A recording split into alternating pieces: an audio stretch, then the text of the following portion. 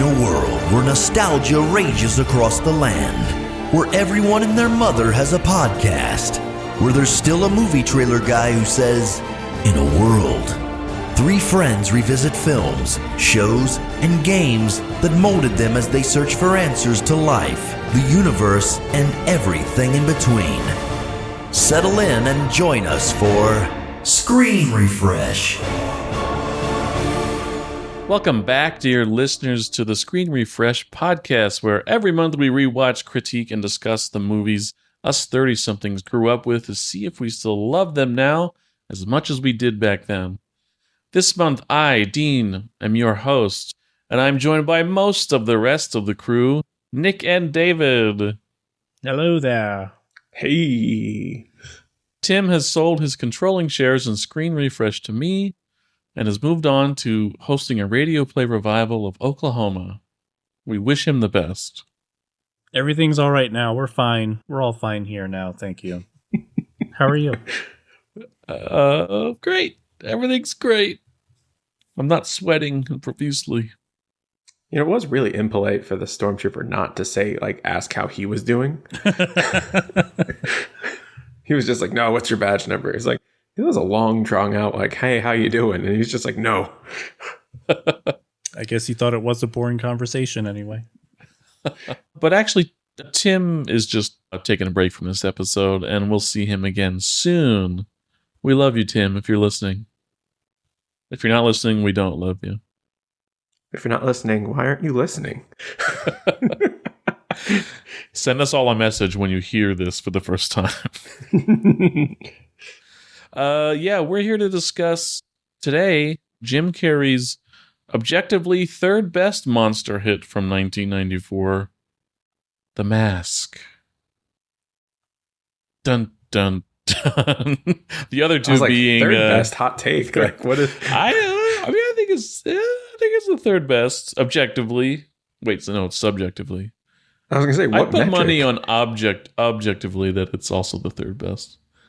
He is 3 for 3. A cartoon was created out of this.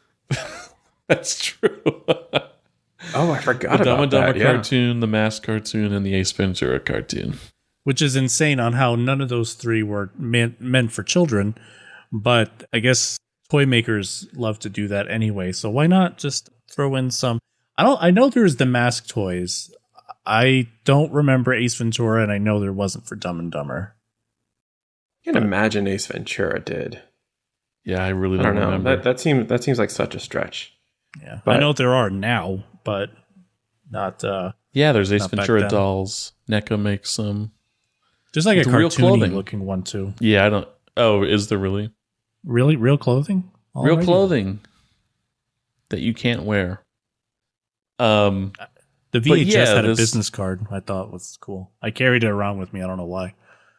Like he holds on the front cover? Mm-hmm. I don't remember that. I wore that VHS out. I watched this movie a good amount too in that rotation. Mm-hmm. This is probably the one out of those three movies that I haven't seen in the longest. I don't know the last time I watched The Mask. Yeah, when you suggested this one, I was like, oh yeah, it was really one of those things that I've kind of forgotten about. I was like, oh yeah, I watched that a bunch. I was like, but I honestly can't tell you a lot about it because it has been way too long since I've seen it. This was big in the zeitgeist too, because I remember smoking was everywhere. Oh yeah, smoking. Somebody stop me. My friends and I just use that as we say it ironically still to this day. Hey Dean, how's the grill? Smoking.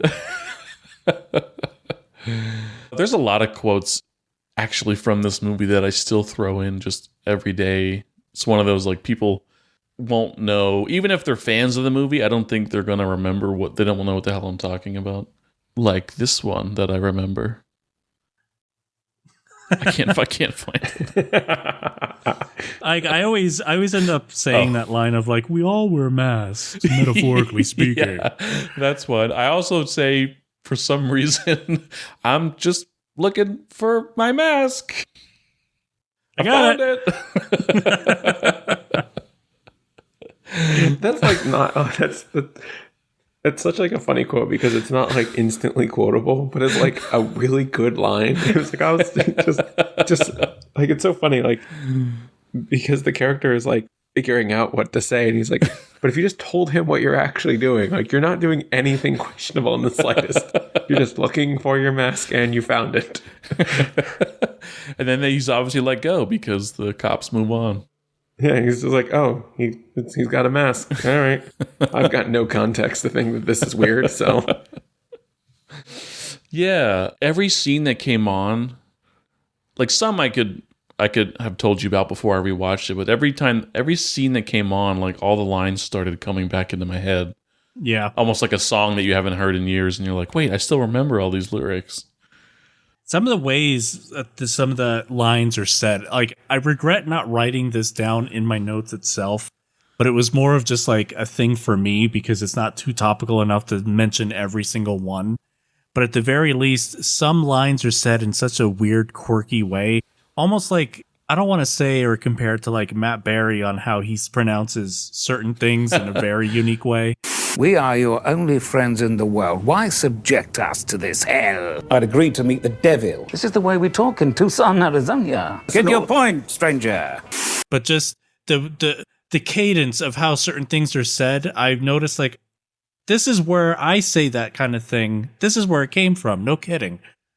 So yeah, like you said, the way he says things just kind of elevate every line that comes out of his mouth. This movie grossed worldwide $350 million on a budget of like $23 million budget. Ace Ventura, he had already signed a deal for The Mask before Ace Ventura was released. Oh, yeah, so he got paid like crap. Yeah, crap relatively. He got $450,000 for The Mask. And then after Dumb and Dumber like skyrocketed at that, right? Yeah, he got $7 million for that movie.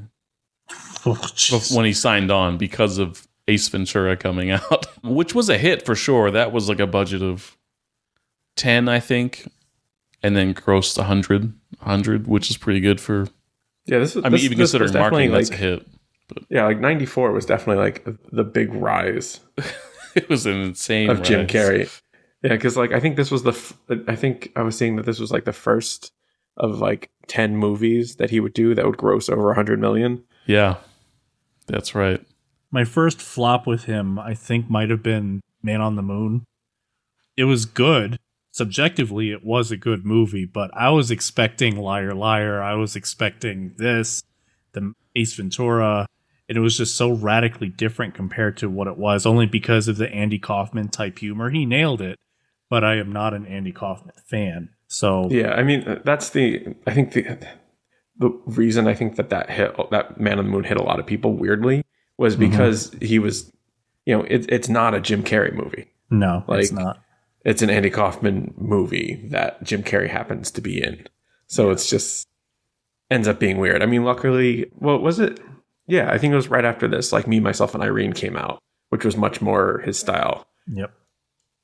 Didn't do as well as like some of his earlier stuff. But like still, but then you had Me, Myself, and Irene, and then like Bruce Almighty, and he kind of had like his resurgence. Yeah, I think Truman Show too was another one that didn't hit with me. Great movie, and I love it now. But when you're expecting Bruce Almighty, and then you watch Truman Show, and you realize on how much of a darker take on that whole existentialism is, it hits different. It's very different. Yeah, I think I'm just checking over his credits. I think the Truman Show was the first one that was like, okay, this is a slight departure. Yeah, because The Man on the Moon came out the following year. And more than likely, too, he probably did that on purpose, especially because he didn't want to do the crazy stuff, and it was more him trying to act. Yeah. And not just be the funny man. Like, this is a serious kind of thing, and yeah, there are funny bits in it, but it's not like I'm going to pour laxative into my ex-best friend's tea because he stole my girlfriend kind of thing. Right. Yeah, well, because I feel like before, like, Truman Show, I almost feel like there was a shift for him because so much of his comedy is I mean, he's not slapstick, but he's so physical in his comedy. Mm-hmm. And like, I mean, clearly in The Mask, it's like front and center. Because I think so much of The Mask relies on his physical capabilities to try and like get across this character. And like, you know, we see that in The Mask. We see it a ton in Ace Ventura. We see it in Batman Forever. Like the way he does the Riddler, he has like these weird contorted like ways that he's portraying these characters, which aren't necessarily like haha funny, but it adds like this peculiar nature to them that like lends like some comedy to it, and like definitely like a lot of like narrative flavor to the characters. And then, I mean, maybe he was just getting a little older, so it's just not as easy anymore. Citation needed, but I guess the budget was able to be saved a little bit because he was so physically animated in this one anyway that they didn't have to spend as much on certain special effects because he was just, no, that's just him. I saw he just that showed note. up with he just showed up with a green face and he started to do the Tasmanian devil spin and they just turned the cameras on and let it roll. Even like the prosthetic teeth were also, he learned how to talk in them. So he was able to wear it the whole time. And I'm sure that saved a lot on the special effects budget too. I can't imagine him without the teeth. If he just had regular Yeah, it teeth. would look strange, right? It would kind of break the character a bit. I will say though, like on rewatch of this, I thought it was really interesting because I feel like after watching it, I felt like the movie like lived or died on your enjoyment of Jim Carrey's performance. Yeah, the movie really was does. awkward as hell. I did not remember it being that awkward. Yeah. And just like, yeah, I don't know how else to really describe it. Just so many times where I feel like he's on the ledge and then, you know, or like in a work meeting and you speak up and then you look behind you and you realize you're the only one talking and no one else on your team is like mentioning it like, oh, I'm the only one that feels this way. Okay. Yeah.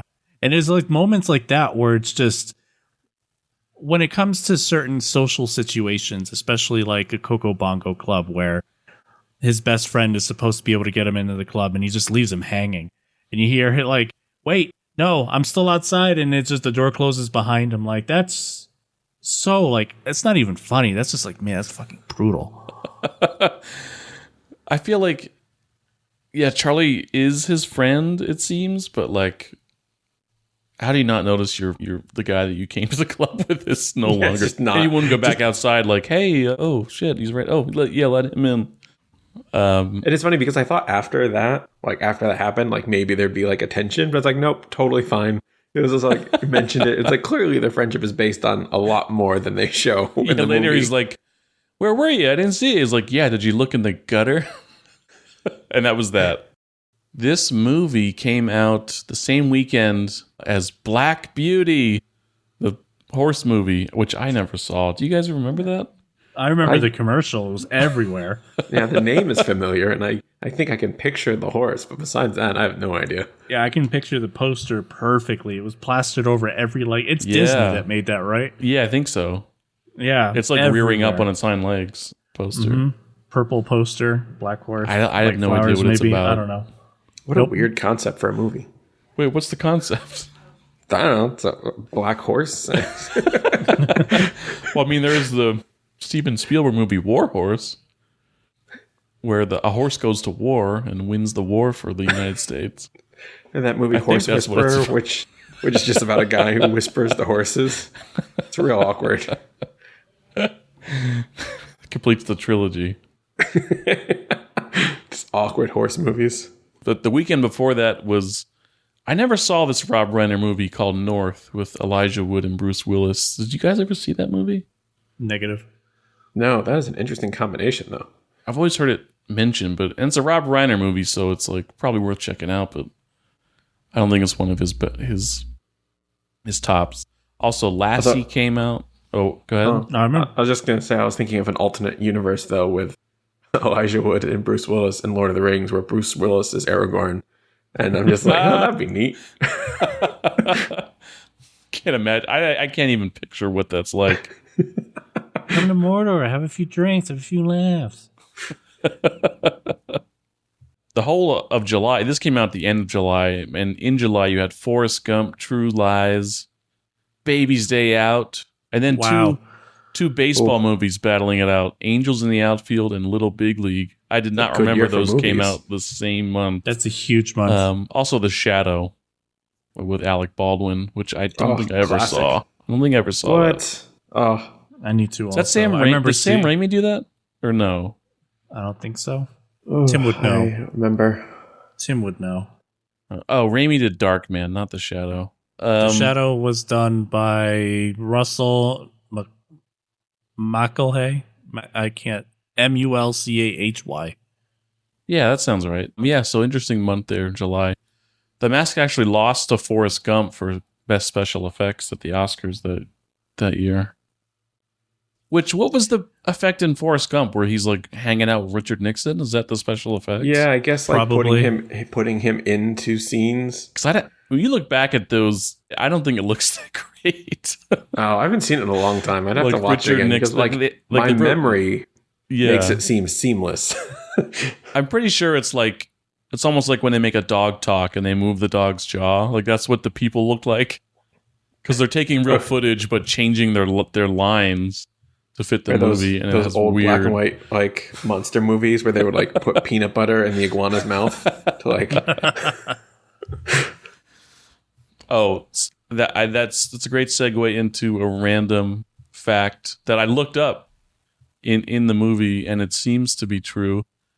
When Stanley's having a dream about Tina, when he's like doing the redo where the Porsche pulls up and like he kisses, or he's like all suave, and she starts licking his ear, and then you realize his dog is licking his ear, and that's what brings him out of the dream. On the nightstand is a jar of peanut butter with a knife in it, and it's like that's probably what they smeared on his ear to get the dog They to just lick. left it. Yeah, They're like, yeah, it's like that's clearly fine. It's not really a prop. It's like just sitting there.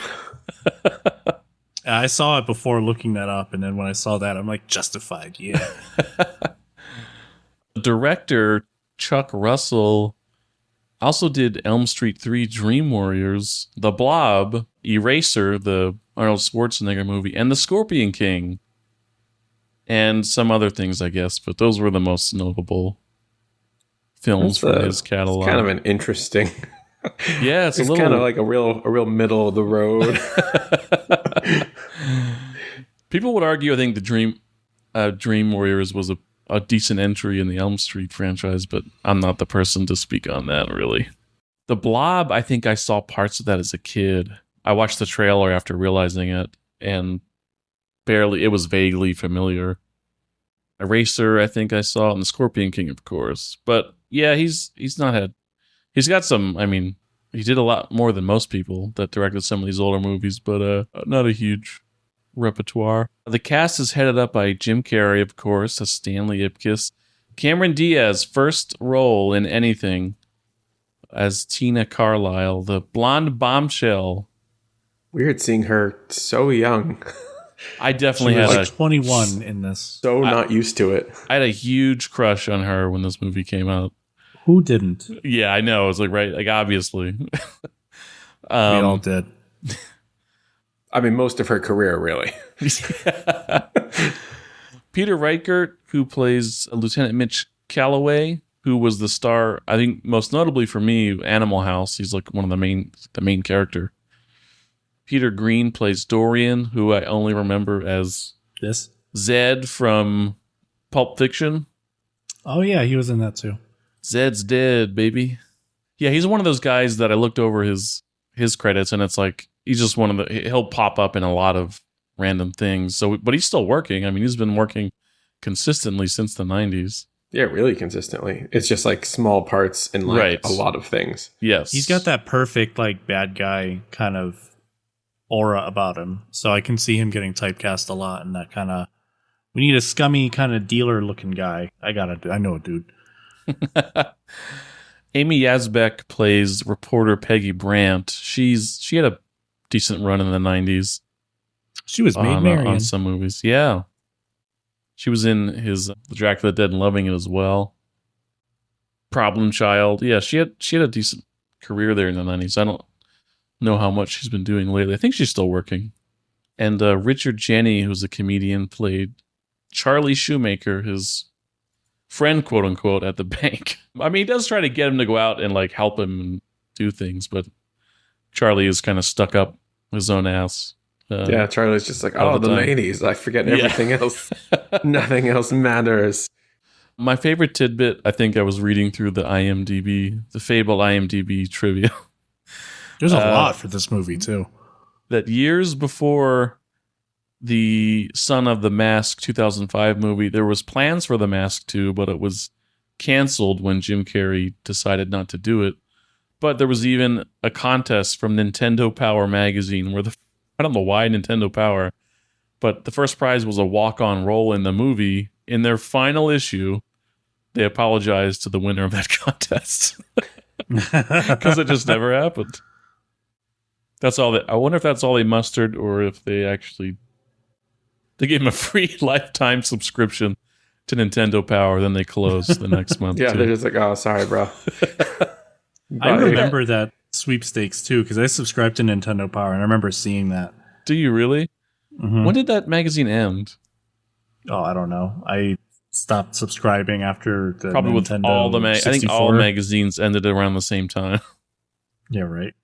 Most well, no, of them. I think after the N64 era is when I stopped subscribing to it, because after N64, like PlayStation started to come out, and other systems besides Nintendo was the forefront of gaming, and it kind of took a side seat. So I'm like, I don't need to keep getting this because I don't really play Nintendo games anymore. Well, but too expensive, and they never changed the prices. It's true. Although it was fun having video game magazines for a while. They were always fun to skim through. Mm-hmm. Did you guys both see The Mask in '94 or thereabout, like on home video or in the movie theater? Oh, yeah, definitely around that point. I mean, fun fact, I was actually the mask for one Halloween. Did you get the three did you get photos the of that? latex mask too? I probably do have photos of it somewhere, but clearly my parents weren't going to buy me a bright yellow zoot suit. So instead, I had the questionable mariachi outfit. And Well, it's like Beetlejuice because he's plastered everywhere wearing the yellow zoot suit, but he only wears it for like one segment, and then he's like in a 5 different minutes. outfit every single time. yeah, so it was just like my mother trying to figure out. It's like, how do we do this? And it was just like, we can just do the outfit from when he does like the super long like number with Cuban the police. Pete. Yeah, Cuban Pete, and like Cuban David. you get a mariachi outfit, and we'll do the green makeup, and there you go. You have the mask, and I even had the maracas. It was great. When he plays the maracas, we go cheek, cheeky, boom, cheek, cheeky. Change it to Puerto Rican David. Well, I feel like the Pepe Le Pew French version might have been easier to pull off, but maybe less appropriate for somebody that old. Yeah, did you saw it in '94, Nick? Dude, I have the VHS. Right, that's right. He's holding Yup. it up to the camera right now. I remember that VHS. Oh, I had it. It's falling apart. I actually can like open it. I don't remember I bet if you put it in and started the trailers, that would all come rushing back to me as well. I recently just moved, and I have all of my old not all of them, but a good majority of like my childhood VHS movies. And as much as I don't want to watch any of the movies themselves, I want to do exactly that and record all of the intro videos and trailers that come with the VHS, because just like on how you scroll TikTok and you always come across that one where it's like POV, it's 3 a.m. and you're sleeping in on a Saturday, and then it plays like, the Pure Moods commercial, or like, the song with like Celine Dion and Michael Bolton, that one playing, like the classic commercials that always we know to the like our bone.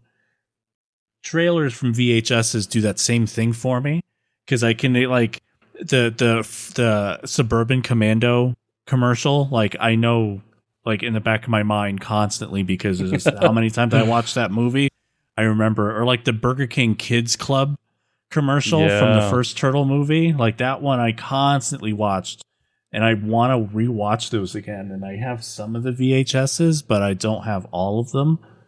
But Yeah, I think Mortal Kombat came out on Dumb and Dumber, so it wasn't until later that year. That one had it, and National Lampoon Senior Trip. Yep. Yeah, baby. New Line Cinema, I don't know when they were formed, but they like fucking smashed the 90s, like in my mind. And like looking back at all the movies that I loved as a kid, it was coming from them. Yeah. Oh yeah, I feel like I saw their like logo and intro more than anything else. Disney, I think, is the only other competitor to that. Yeah, that's true. And especially in that period. The classic Disney one where it has like the lines that were going down playing that whistle theme.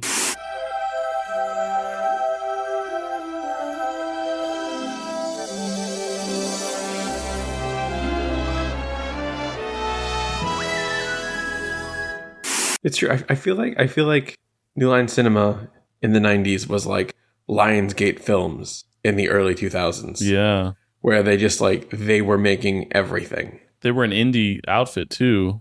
They eventually got taken up by Warner Brothers, but yeah, they were pumping out some good stuff. They were actually, I forget, Nick. I don't know if you know about the Lord of the Rings.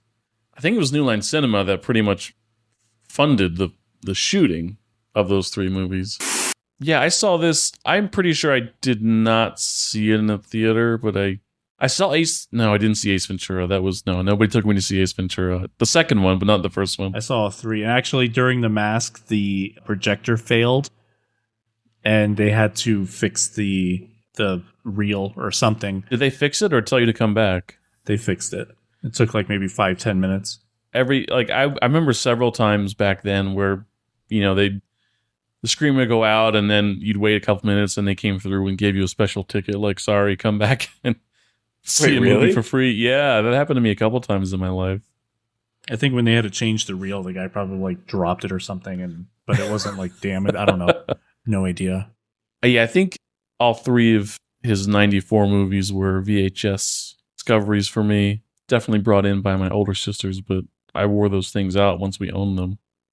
Yeah, I was going to say, I don't think those were movies. I don't think Jim Carrey stuff was things I went to theater to see.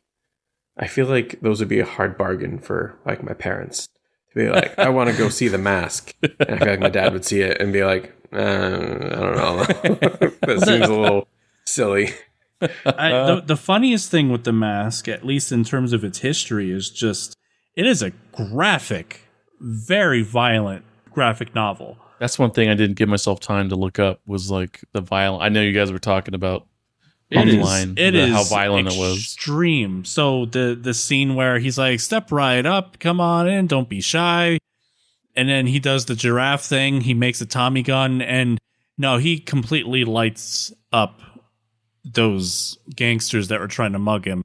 And then at the car dealership, he hangs one of them by a chain, and he shoves wrenches through the guy's face, and then the other guy, he shoves the muffler completely into the guy's body, and it completely fixed. You see the muffler instead of his skull, and the skin is stretched over the end of the muffler. That's how extreme it was. He doesn't fuck around. It's kind of funny. When Dean, you first brought this one up, and like we were talking about, like, oh yeah, it's like loosely based on a comic series. I went and read a couple of the books, and first of all, it's a great comic. 100% recommend.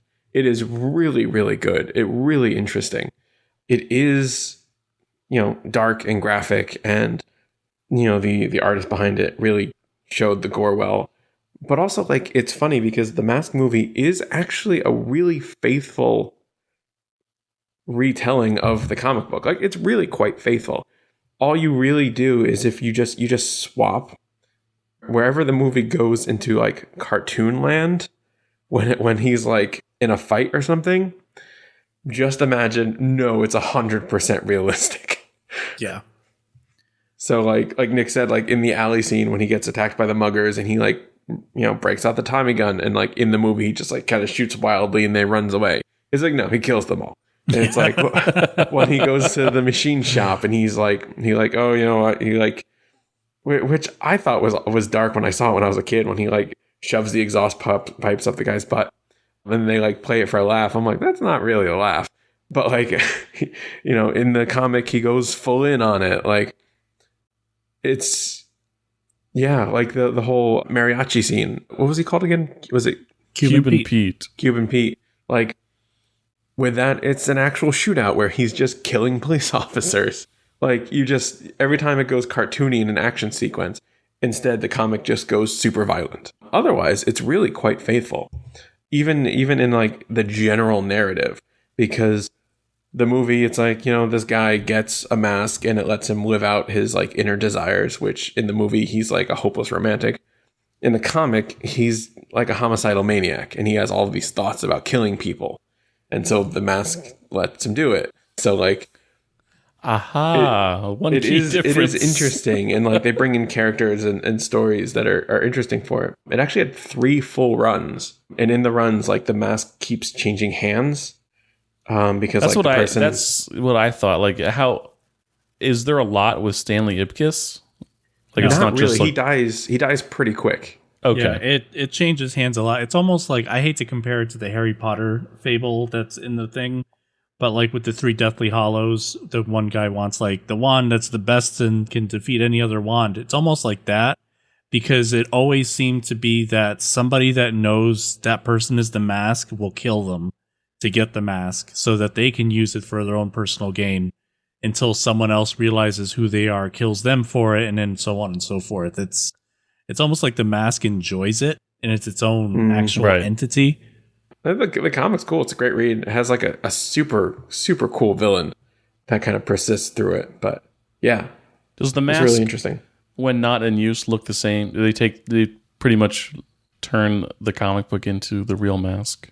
Yeah. Yeah, it's pretty close. It has to that like old, ancient kind of look to it.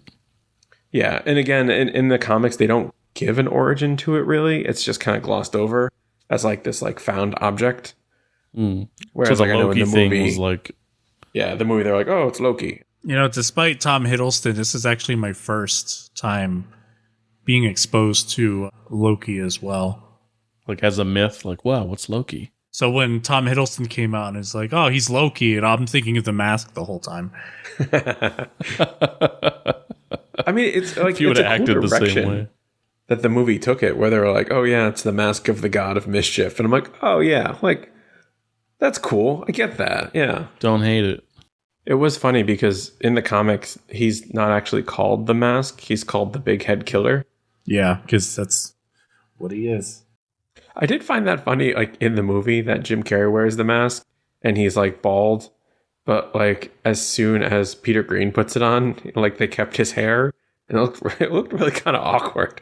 Yeah, it almost didn't look like him at all. Like, yeah, it was a different different actor because his neck was super thick and he just carried himself differently. If that was him, then holy shit, that was a good neck. job. Yeah, I think the neck, I thought, was like, is this a different person? Then I realized that was just part of the prosthetic, but it looked really good. I was wondering at first. It's like, did they like swap in Lou Ferrigno? Like, I guess let's just jump right into the mask. So the mask opens with the fictional Edge City. Also Gotham. So yeah, Gotham / New York City. Starts with some guys installing pipe in the river, I guess.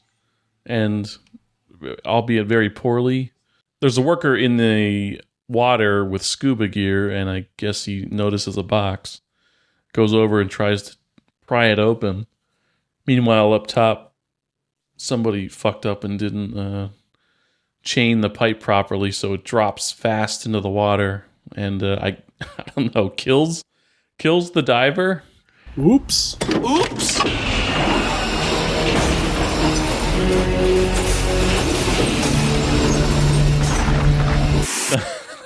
I mean, it seemed like he probably would have been fine, right? Like pipe drops. I know the pipe's heavy, but he's underwater you think and he has scuba buoyancy gear. can help, maybe. Yeah, I don't know. Yeah, you're right. Maybe he should have just, depending on how much oxygen he had, the movie doesn't care.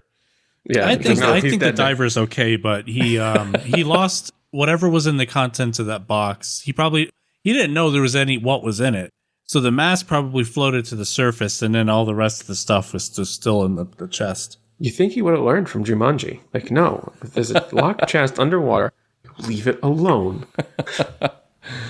Yeah, the mask is freed by this pipe falling on the chest that it's contained in.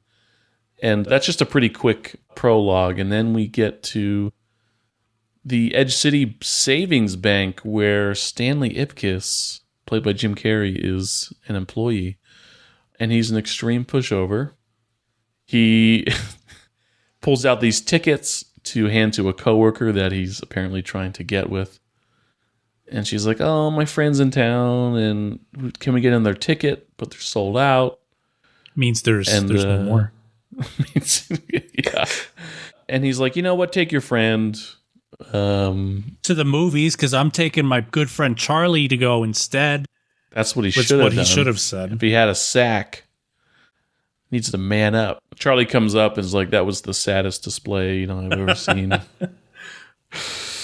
And then Cameron Diaz. Dean, hold the phone. What's up? Killer at 3:00. Which was not their 3:00, by the way. But it's the best shot of Cameron Diaz that ever existed. Also, like, they were indoors in a place they knew. You could have used a landmark. You could have just said, like, look at the doors.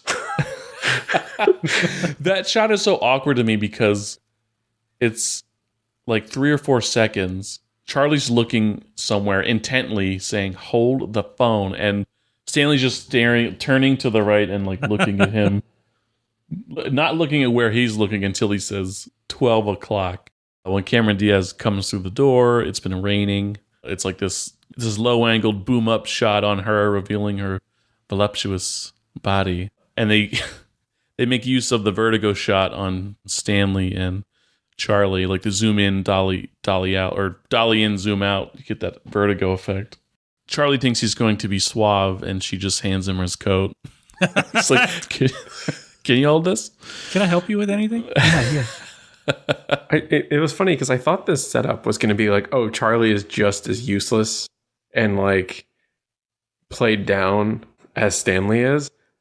And I was like, oh, he's just they're peas in a pod. Like they're exactly like each other. They're both like totally helpless and like quiet and lonely. But then it turns out that no, Charlie actually like goes out all the time. It's like different ladies in every area code. He seems to have the charm, but maybe he just doesn't have the luck. He has the confidence, but it's just a pair of like young 20-somethings. That's true. He does get those women out there. We don't know how, but he's got 2 young women at the club later on. So, yeah, I don't know. Well, I guess honestly, this time we find out why Cameron Diaz was so dismissive of him, because she's just there to get visuals on the bank vault. This, of course, happens after just kind of an awkward. I mean, Stanley is like just stumbling over his words, trying to. He is the epitome of awkward. It's like the first time he's spoken to a woman ever. He plays it pretty well. We have several different plans. Checking, savings and checking, CDs, savings and CDs, checking and CDs, savings, checking and CDs, T-bills. Or we could just take all your money and throw it in a big mattress back there. He's just kind of good at being a dweeb here. Of Dumb and Dumber and Ace Ventura, like he's distinctly a different character. Like Jim Carrey, he's got his persona and what he injects into every role, but I don't think any role that he's played is like, oh, he's just playing the same guy again. Well, like, no, he brings a wackiness to it, but this Stanley doesn't feel like Ace Ventura at all. It doesn't feel like Lloyd Christmas at all. Yeah, he's more of a straight man here in this movie. Ace has the confidence that Stanley is clearly lacking, and Stanley has the wisdom that Lloyd Christmas is clearly lacking. But the biggest thing that is the same between Lloyd Christmas and Stanley Ipkiss is that he has the same connection with Tina as Lloyd Christmas did with Mary, because he is pining over Cameron Diaz through the entire rest of the movie. And this is the most contact he has with her for the next 2 minutes, and then that's it. But then every time you see them together afterward, it's like they've been together the whole movie, and they've exchanged so many more lines. But no, it's this, and then, oh, hey, is that your car? Big gulps, huh? Well, see you later. And then the dance sequence, and then that's it. And it's just a little awkward, and that's how when I realized this time around, like much later on, I don't mean to skip ahead, but like when Stanley's in jail, and she comes to see him, and they're having like that heart-to-heart talk, like, I gotta get you out of here. It's like, dude, you barely know this girl. Right. You barely know her. And I thought that was a little weird. But it was very similar to, because I recently watched Dumb and Dumber, so it was fresh in my mind to see how little he knew about Mary, but was willing to go all the way out to Aspen in order to drop off the briefcase. And he kind of does almost the same thing here, except Yeah, they have a decent chemistry, but it's very one-sided. They don't have all these scenes together. I mean, some of them it's the mask, and it isn't until really later in the second half of the movie that it's Stanley getting the more of the time with her. Mm-hmm. It is funny because I also like remembered the way I remembered this, because it had been a while since I've seen it, is I'd remembered it that like Jim Carrey didn't really remember and didn't have much control over what was going on when he had the mask on. And now watching it again, it seems like, I don't know why, like I have like a faulty memory of it. It seems like he has way more control and way more cognizance when he has the mask on than I originally thought. Because like Yes, I I agree with remember you. thinking it weird that like Tina and Stanley had like this, they had time together when he was wearing the mask. And I was like, oh yeah, but he doesn't remember any of that. And it's like, oh wait, no, I guess he does. Like He does. I think it's like a dream, because I don't think he does have full control. And I think the mask is leading him, that I think he's just side seat in his own dream kind of thing. Because even when he wakes up the next morning, he's like, wow, that was a trip. None of that happened. And then he realizes like, oh no, this is all real. And then even the following night, I don't know, like I think he is conscious, but he's not.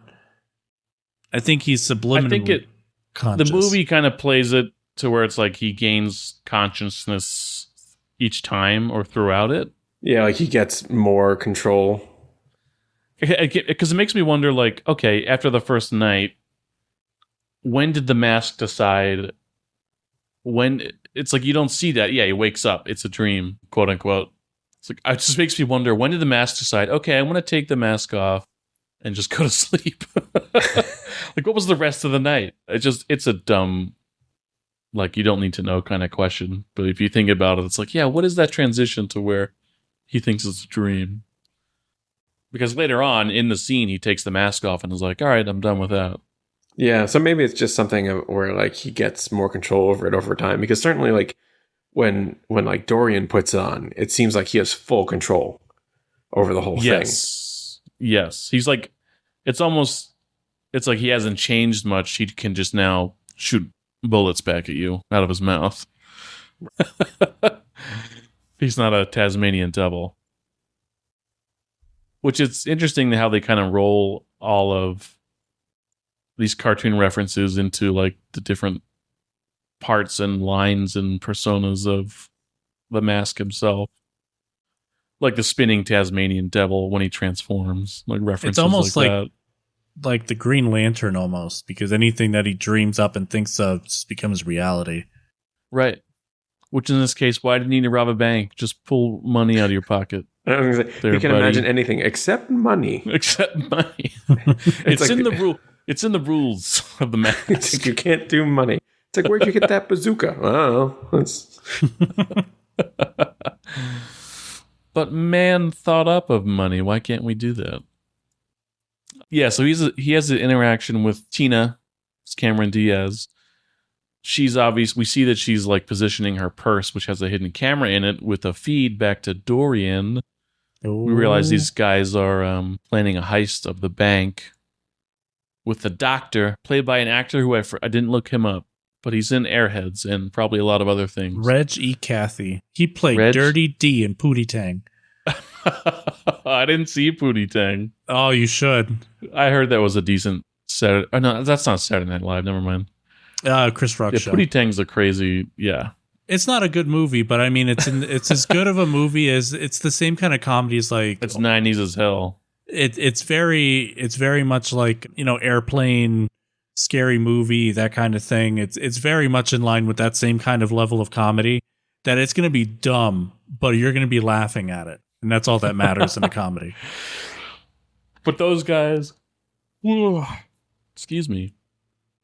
Yeah, it kind of sets up Dorian as this. He's obviously the antagonist who pulls a headshot of his boss off the wall and puts his eyes out with a cigarette. Almost like it's foreshadowing. Almost like that. He should have actually put his eyes out later on in the movie with the cigarette. In the comic, I'm sure he did. Yeah, that's right. Yeah. Maybe that was their homage to a scene that happens in the comic. Well, so fun fact, there is no Dorian in the comic. God damn it, David. Yeah, he was just added to the movie to be like a counter to the mask.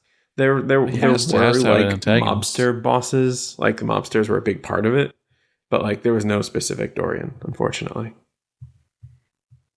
Well, thank you, Peter Green, for being Dorian. The end. Yeah, so that night, after Cameron Diaz leaves, Charlie's like, we gotta go out. I'm gonna go to the Coco Bongo Club. I know a guy. But Stanley needs some work done on his car, so he drops it off. And we see him picking it up at the rip-off, quote-unquote, mechanics. Ripley's. I would have killed those guys. He goes in, they pop up. You need your brake drums are shot, and you need a new transmission. Like my eyes would have dropped out of my head. You said new transmission. Brought it in for an oil change. A new transmission's gonna in '94. I don't know, probably $2,000-$3,000, $2,000. I don't know, maybe not that much in '90s money, but that's definitely a. If your car needs a new transmission, it's almost like, how old is this car? Like, it's not worth it. Yeah. Yeah. Fun fact with the mechanic place, this is the interior for the Ghostbusters firehouse. Yeah, I saw that. Like it. I saw that. I was like, wow, this looks a lot like it. I didn't look it up, but I was like, huh. Despite the building existing in, lower Manhattan, the movie magic behind the firehouse is that the interior is not the exterior. Or like it's not the same building. So the interior is actually in somewhere in California, and it's in Los Angeles, set. Yeah. Yep. What is it? Hook and Ladder 49 in New York. Yeah, baby. York. So he's like, "Oh shit, I need a car tonight to go to the club," and they ominously say, "Bring around the loner." The loner. The loner. The loner. Which Nick had referenced as a 1950s Studebaker. Mm-hmm. It's a very unique looking car too. Yeah, it looks like a cartoon, like in the real world. There's a lot of cars. Even not as a car person, I don't want to say that I am one, but I mean I was in high school, and that doesn't change. A 69 Stingray will always look like a 69 Stingray kind of thing. And the Studebaker is definitely a very iconic looking car amongst all the rest of them that may have existed back then compared to like Cadillacs and other old cars. But yeah, whenever I see one, I'm like, I just think of The Mask because of the role that this one played, which was a piece of shit. It was a piece of shit. It was. He rolls up to the Coco Bongo, like people are dressed to the nines. There's nice cars, valet, and it's just like preceded by smoke from the hood, and mufflers. I love how much trouble the valet has trying to drive it away. It's a classic. Yeah, he meets Charlie out front here, who's with two young women. We don't know where they came from. Neither does he. Yeah, he's wearing this like bright leopard print suit jacket. Calls over his guy at the front door. They pull back the rope for them to go in, and of course cut Stanley off. Either I want to say it was on purpose, like this guy's not getting into the club, but Stanley commits the cardinal sin of going past the rope, and they don't take kindly to that. And I've never been at a club where there was a rope, but even I know you don't cross that line. Even watching this as when this came out, 95, even as like an 8 or 9 year old, 8-year-old kid, I knew like, he shouldn't be doing that. Oh, no. Two bouncers grab him and really chuck him into the street. In the gutter. A car happens to be passing by and splatters him full of whatever water is in the gutter. And Cameron Diaz happens to be pulling up at that same moment and sees him standing there like, are you okay? And he tries to play it. It's a good moment here where the valet immediately brings his car up behind him. Your car, sir. That's not my car. You drive it in a Porsche. All right. I'll take it. But I am very angry. So he looks like a fool, quote unquote, in front of her and drives off where he gets stuck on a bridge. It breaks down. This is another, I love how they did this. The car breaks down on a bridge. He gets out. Like, it looks like it wasn't even planned, though, as how well his physical comedy, I would say, is. He kicks the bumper, it falls off. Then the door falls off, and then, like, the rear bumper falls off. Like, the car just, without him touching it, after the bumper just falls apart. And then the whole, like the shocks break, and the car just falls off the axles.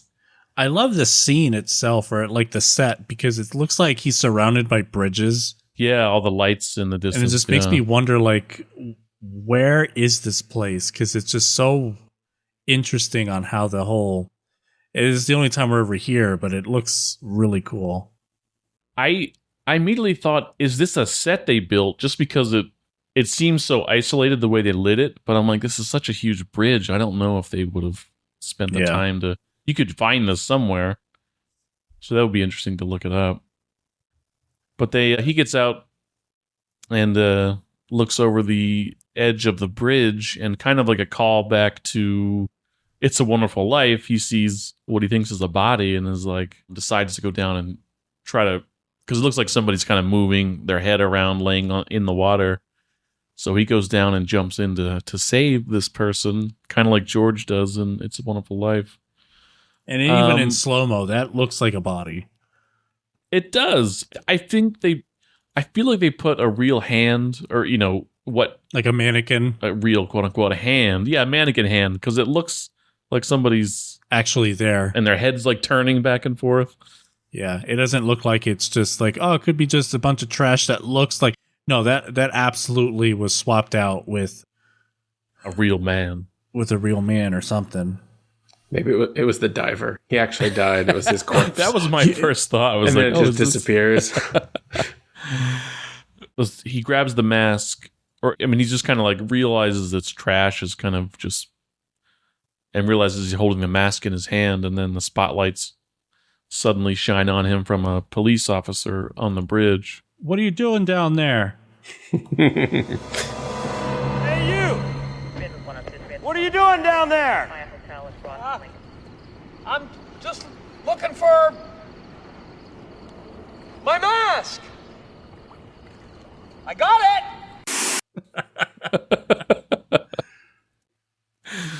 I assume he sees it, but we see that kind of sheen, that magical sheen that it gives off, but he doesn't think anything of it. And then we're treated to the lovely Mrs. Peenman, which is a great name. She is an asshole for a landlord. It's like she was waiting for him to just show up, because it's like, what do you want? What are you loud about? Well, he's not being loud going up the stairs. Right. Why is she even there? Yeah, he's up. He's headed to his apartment. The landlord comes out, Mrs. Peenman. He's soaking wet, and she's... My new carpet.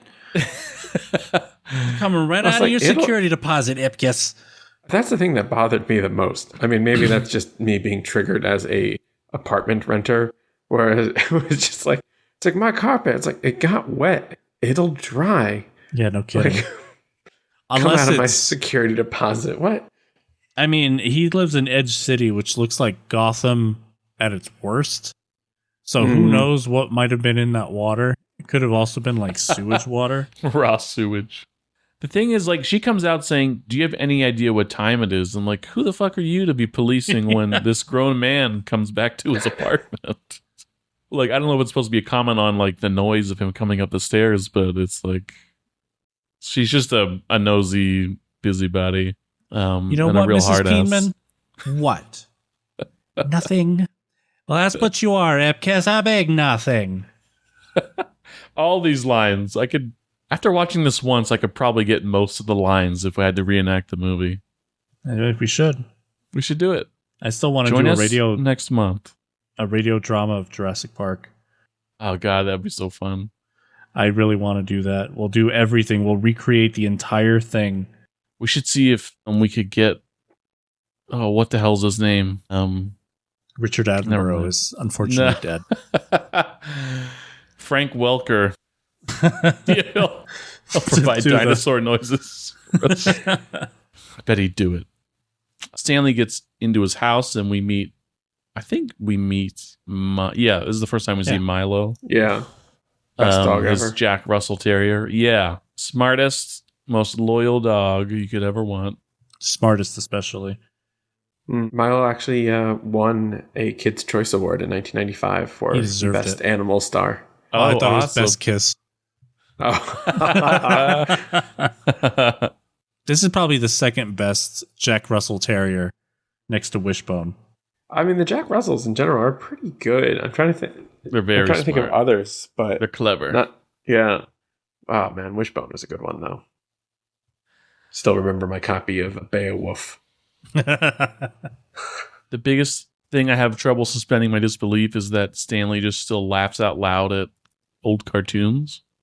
Well, I mean, I was like, I go to bed every night watching, like, depending on my mood, but like, Bob's Burgers, Futurama. And there's one thing from Futurama that played the other night. I don't remember what the line was. Bender said something and he was yelling at the TV, and it was just out of context, and just hearing it, and he was just so pissed off over like a commercial. It made me laugh out loud. And it's just sometimes the jokes hit right. I think it's like for kids cartoons though. It's like, this is like Tex Avery Wolf. True. Catcalling at I'm only half joking, but he just like, he comes home, sits down, turns on cartoons and starts laughing.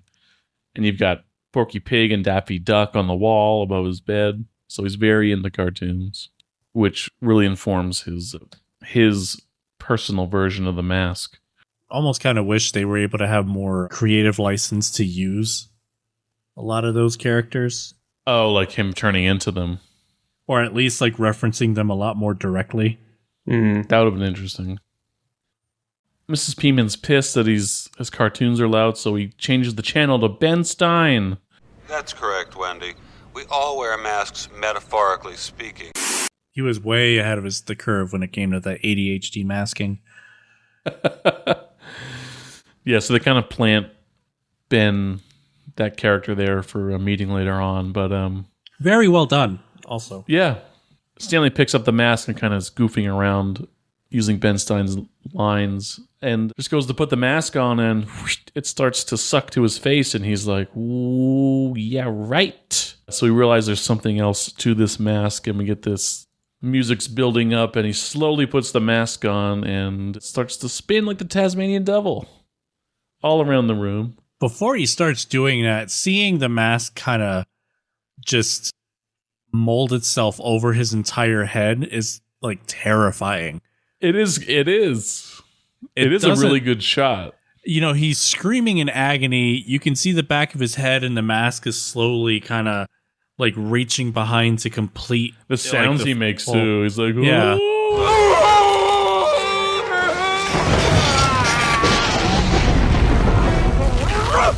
He scratches the mask and it shows like lightning behind it, which is kind of a cool effect. And I will say that special effects has, especially visual and like CGI, definitely has milestones that are hit, and not every movie between each milestone is able to follow through with that.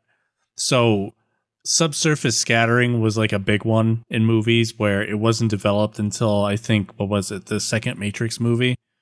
And a lot of special effects before that, completely rendering stuff like this. Like watching Kung Pao and watching the CGI in that is really bad. This, a lot of it works. Even I agree with how old it is. And I'm actually really curious with the new Beetlejuice movie coming out.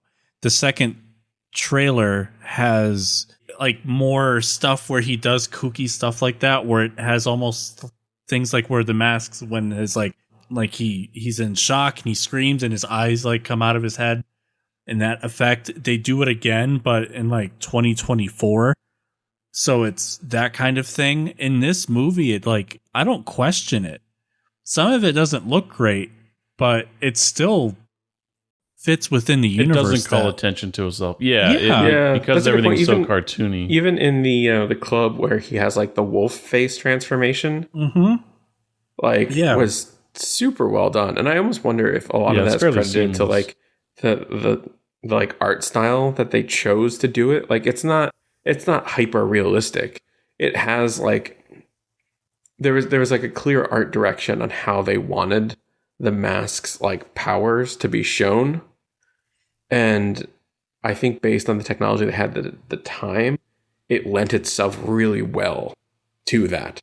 To where it's true, like he has a scene, he pulls out like a bunch of guns. Like you don't question how anything looks.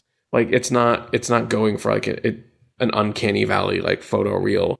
It's just off enough where it's almost like, you know, Coyote Roadrunner style in a way, and like it just works. Like it's true. Like I don't even think about it really when it happens on screen. I'm looping the scene where he's doing the Tasmanian transformation, and it looks real. Like it actually legitimately looks like he's in the scene, and I don't see a good transition of like that uncanny valley. It's not there. And there's movies way later that like even today we get really bad uncanny valley effects. I mean, Scorpion King or like Beowulf or like there's tons. But well, even in modern movies, I mean, controversy aside of like special effects being done too quickly and not enough time to flesh it out, but like even the new Planet of the Apes movie, it's the same thing with like when watching like the Star Wars prequels, especially like Episode 3. Where every set, everything is CGI, 100%. There's very little real things there, but you can, even though it's blended perfectly well, you know it's not real. And even with like the last Planet of the Apes movie, it looks great, but you still know it's not real, even when there's a real human being next to one of the apes on the screen. It just doesn't look right. But in this, it's like, I don't have that feeling whatsoever with the dancing alarm clock, to him doing the catcalling wolf scene in the nightclub. I don't get that. I'll disagree with you on Planet of the Apes. You would. I thought that movie looked great. That's why, like, if they're doing full CGI like characters like that, they should just do Muppets. Like, just go full practical on it and just do Muppets.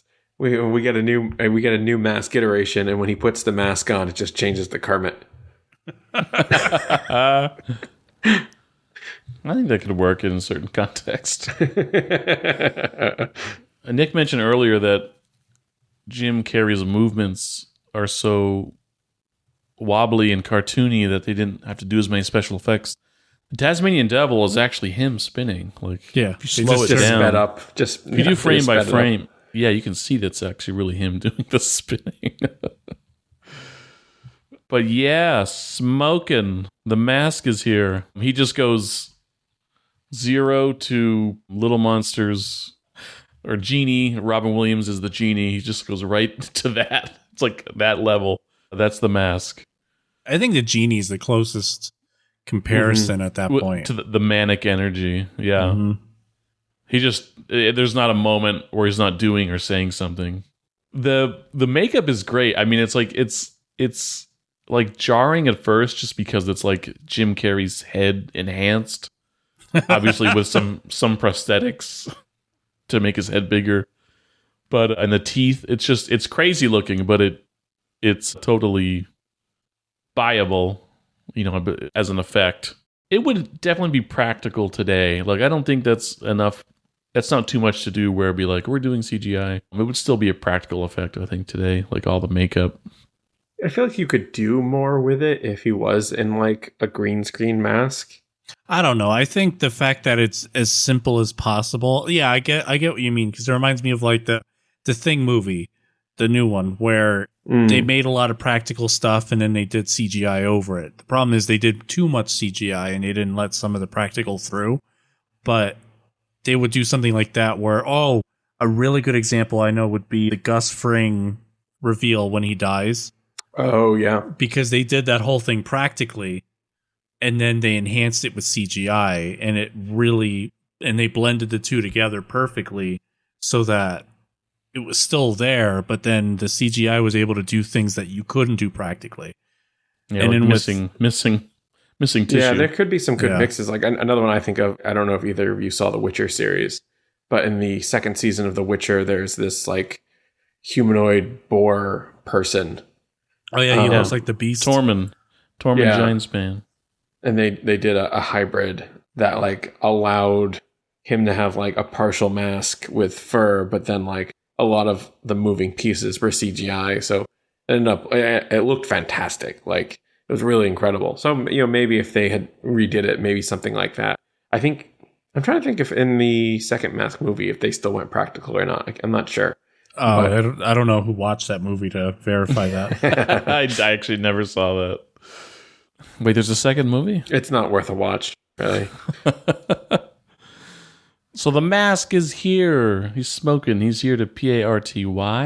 Because I Gotta! He has a costume change. Essentially the Mask makes you what seems to be an invulnerable superhero. Also like a magician / sorcerer. You can conjure up anything except the aforementioned money. And you're pretty much impervious to damage. As far as what the movie shows. I bet you could withstand a nuclear blast, honestly. If you can swallow several sticks of dynamite and live, I think you could probably withstand a nuclear blast. Yeah, he's like very, very much like near God. Like I almost want to compare him to like the DC Comics Plastic Man, who can like, the obvious comparison of like pliable. all of the like crazy contortion that he can do, but also Plastic Man is one of those characters who like they gave him an ability, which is like his body can meld and form into any shape, and he's basically invulnerable. Melt man with the power to melt. but instead of being like the toned down, like he only uses it a certain way, they give him like full license. So like he is a character who's very much aware of the limitless nature of his powers. So like he kills someone because he just makes his like two main fingers really small, and they just go up their nose and like into their body, and he basically scrambles their brain. Like he's just a character who's very aware of the limitless nature of his power. Oh my god! So it's like who are you, Plastic Man? My body's made of plastic. I can do whatever I want with it. So he would be like an Omega level mutant, like exactly with an ability as stupid as it sounds. The danger behind it is actually extreme. If in the it's right like hands. the only thing that limits him is that he's just kind of like a weirdo. Like he's just kind of like a silly guy. Like he starts off as a villain, but then he like crosses over. But like he's Plastic Man. His body's just plastic, melds into whatever. So then he like just takes the shape of other people, or like he uses it to traverse through like vents, or like turns his body into like a bubble shield to like shield people from bullets. Like very much in tune with I can do anything. And in the comics, even Superman is actually kind of afraid of him. You could have gone up Thanos' ass and expanded and See? ended that. Plastic Man would have done it, unlike Ant-Man, who doesn't realize his potential. Or like the classic like Bobby Drake Iceman, who's like, it's like, Bobby, like you control ice, like you can just freeze people like from the inside. It's like, no, I don't know how to do that. And it's like, no, so you have one of those powers that have no real restrictions. So the Mask struts into his hallway and sees the "Be Quiet" sign on Mrs. Peeman's door, and just takes it an extra step further and just does the comically exaggerated tiptoeing until his alarm clock jumps out of his pocket and he has to pull out a mallet and start taking swings at it. So like these first pieces with the Mask, it's like it's entertaining because it's Jim Carrey, but I'm not laughing out loud because it's really cartoonish, I guess you could say. Yeah, it is something straight out of a Tex Avery cartoon, or just like, but would see, I can see this in like Bugs Bunny doing exactly this. watching him move and seeing and his facial expressions is entertaining, but it's like I'm not laughing at him swinging a mallet around trying to hit a clock and making cartoony noises and shit. Yeah, but that's the thing. It does have a very Looney Tunes vibe. And like Looney Tunes is one of those things, that like as a kid, or I mean, I guess even really now, like you watch Looney Tunes and you enjoy it, but you never like laugh at Looney Tunes. Where it's funny, but it's not like ha funny. It's just like, oh, that's weird. Yeah, I've never actually laughed out loud. I was amused, but at most, there. Nick's never laughed out loud. Never. We've never gotten him. Nope. I did just with the quickness that Mrs. Peeneman pulls out a shotgun and begins firing at him is funny to me. Well, especially her wanting quiet. She's just looking for an excuse. Arbiter of noises, that's fine. Like he falls out the window and splatters. He says, "Look, Ma, I'm roadkill." Like I'm not laughing at that. I am.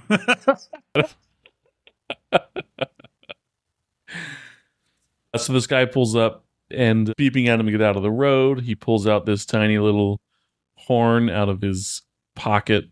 And of course it makes 10 times the train whistle level of decibels and blows out the windows on this guy's car. Yes. Then he gets accosted by the punks on the street who ask him for the time. And he says, "It's exactly 2 seconds before I honk your nose and pull your underwear over your head," which he promptly does. And they chase him down the alley. Through the front, too, not the back. Yeah. Very stretchy underpants that guy was wearing. I guess lucky for him, right? Like, the alternative is way worse. He's like, he "Oh man, I'm so glad I wore every night my comedically stretchy underpants today." I just got off of clown college. They follow him down to a dead end in an alley where he has turned into like a 1940s amusement park. What the hell do you even call that? Oh, carnival barkers. A carnival barker. There you go. Thank you. Glad you're here. Step right up. Don't be shy. He starts making balloon animals. I did laugh at this. I did too. He makes it's just his side comments. He makes a balloon animal giraffe, hands it to the guy. He's like, "There you go, son. Now get out of here. You're bothering me." Just his 1940s shtick is very entertaining. Maybe even 1920s. He takes out another balloon. It's a condom.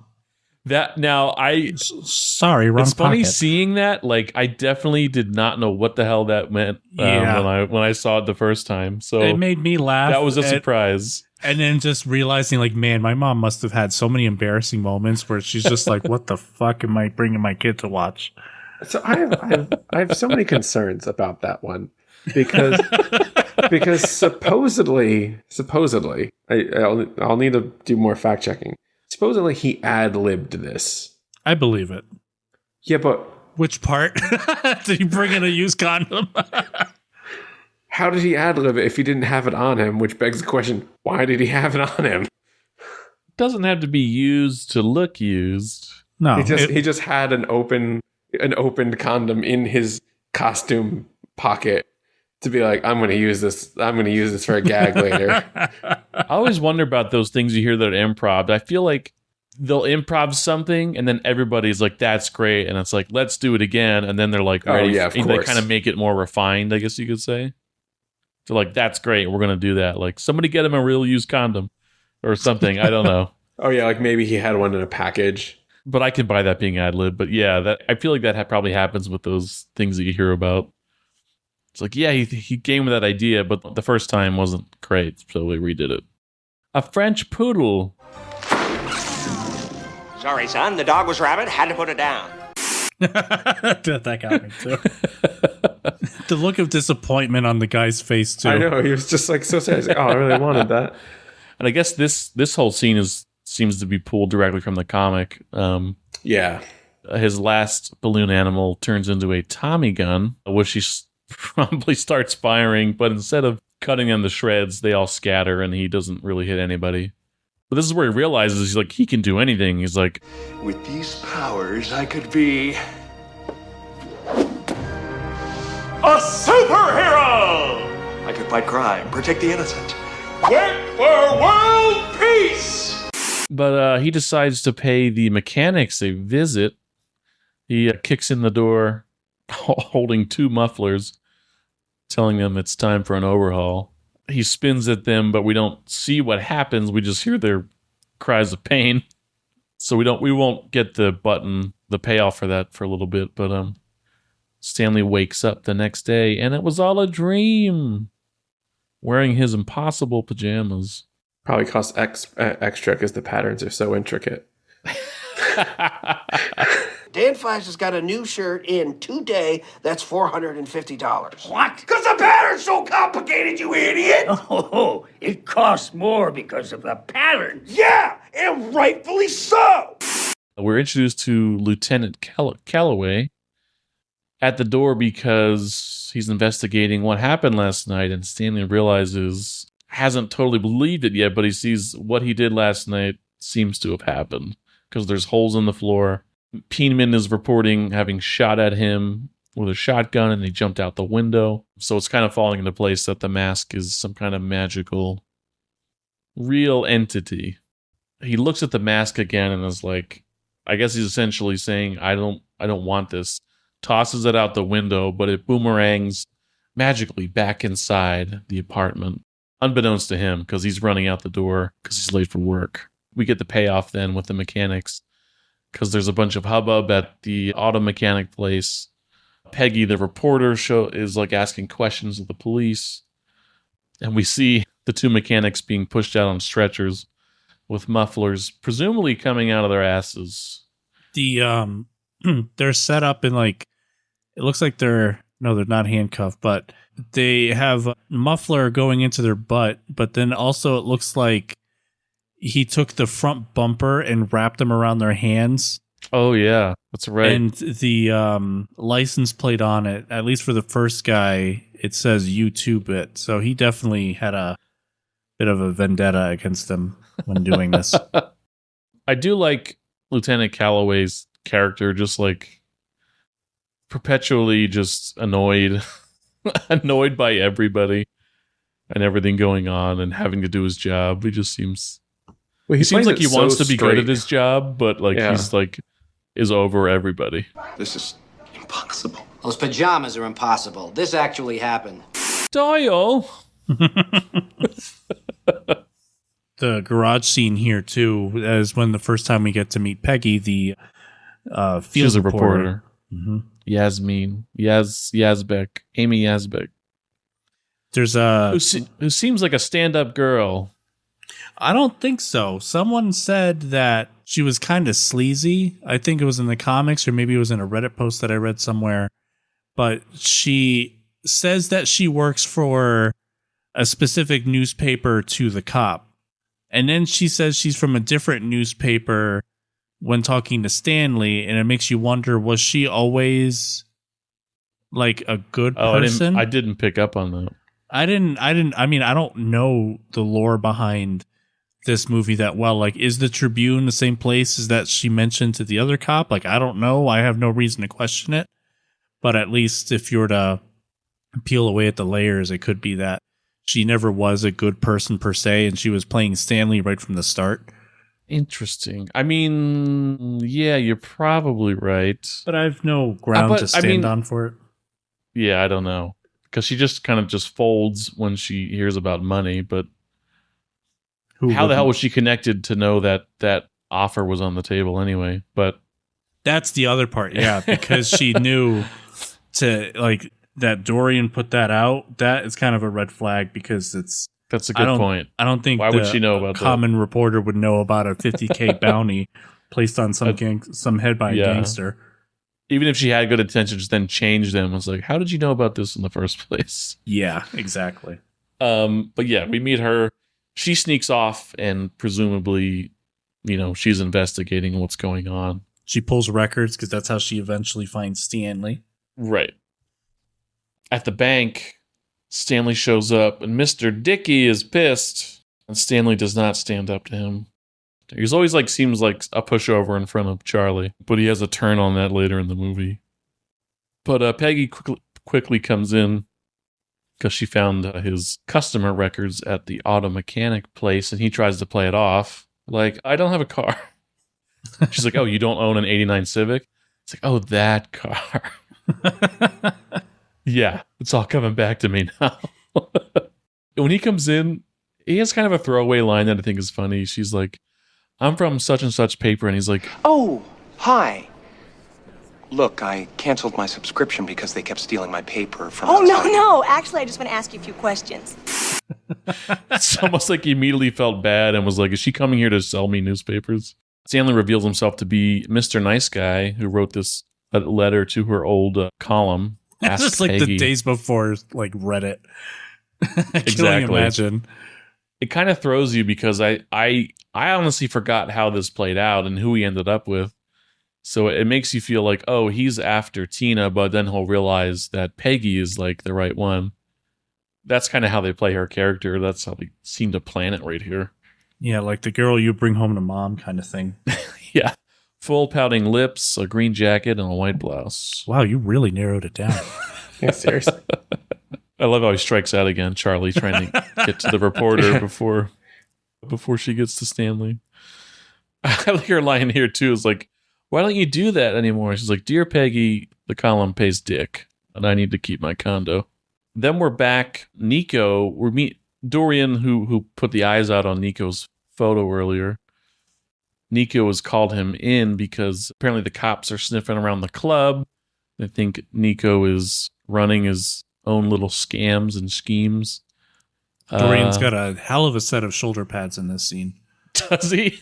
It's a 90s fashion trend that definitely didn't 90s make it. as hell. Mm-hmm.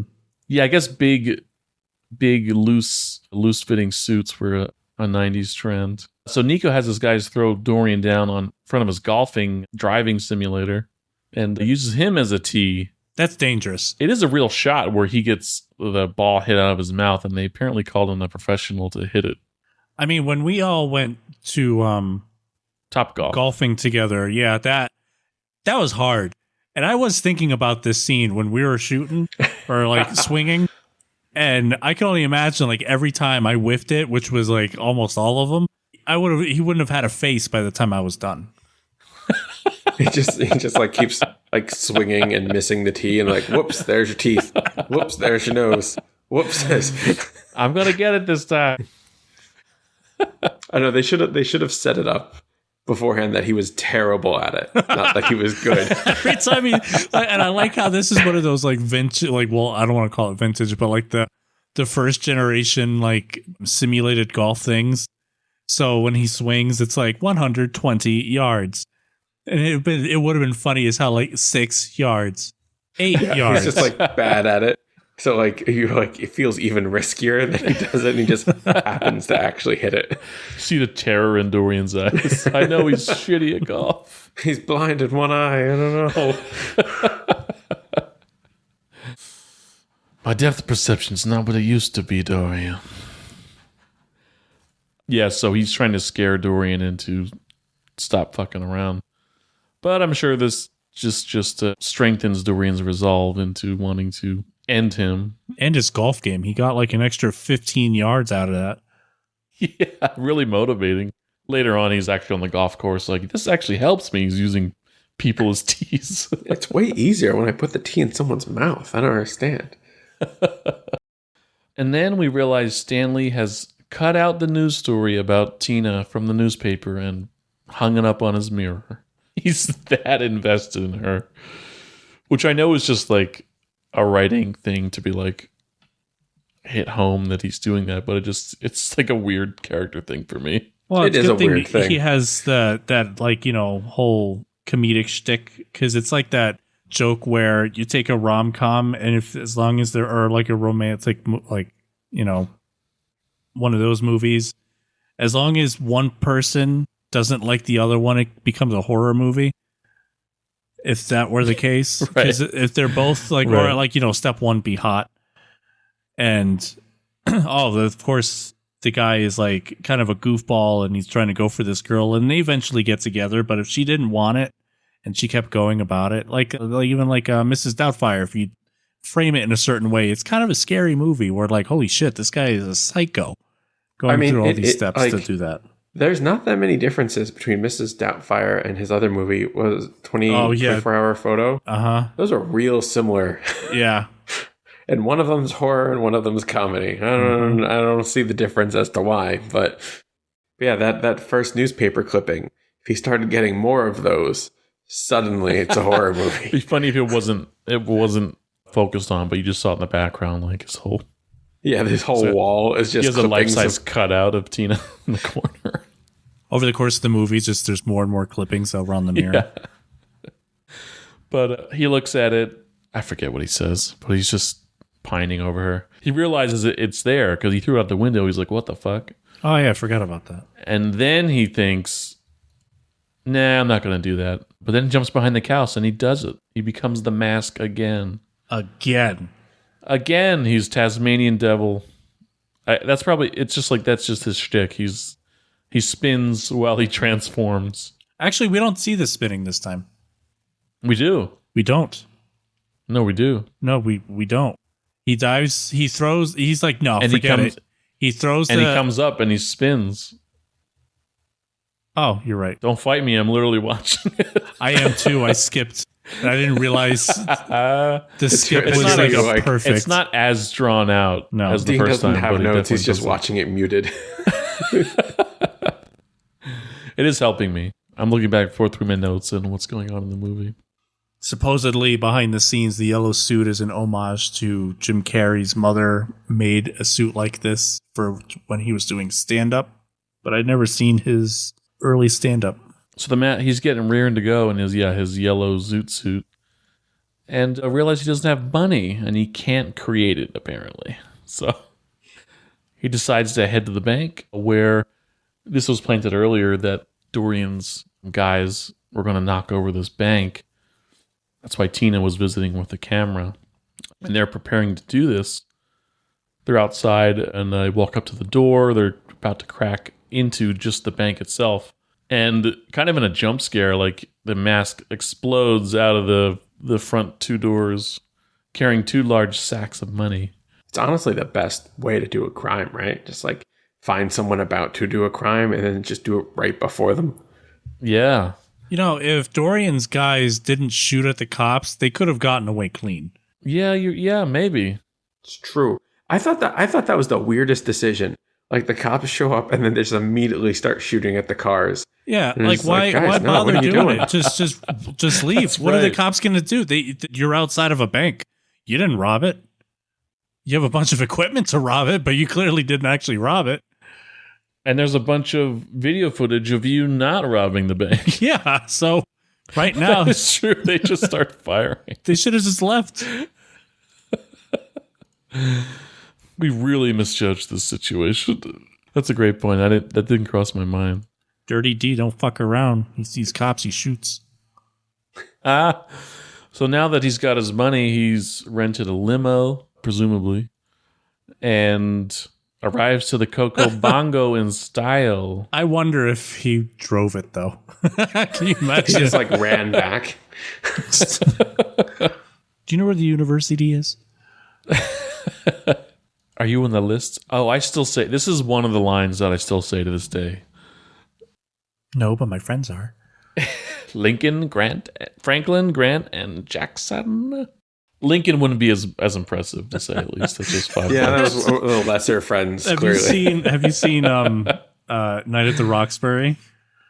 It's been a while, but yes. Yeah, the same scene happens where he's like, hey, I may not be on the list, but is my friend George Washington on the list? And another George Washington and an Abraham Lincoln?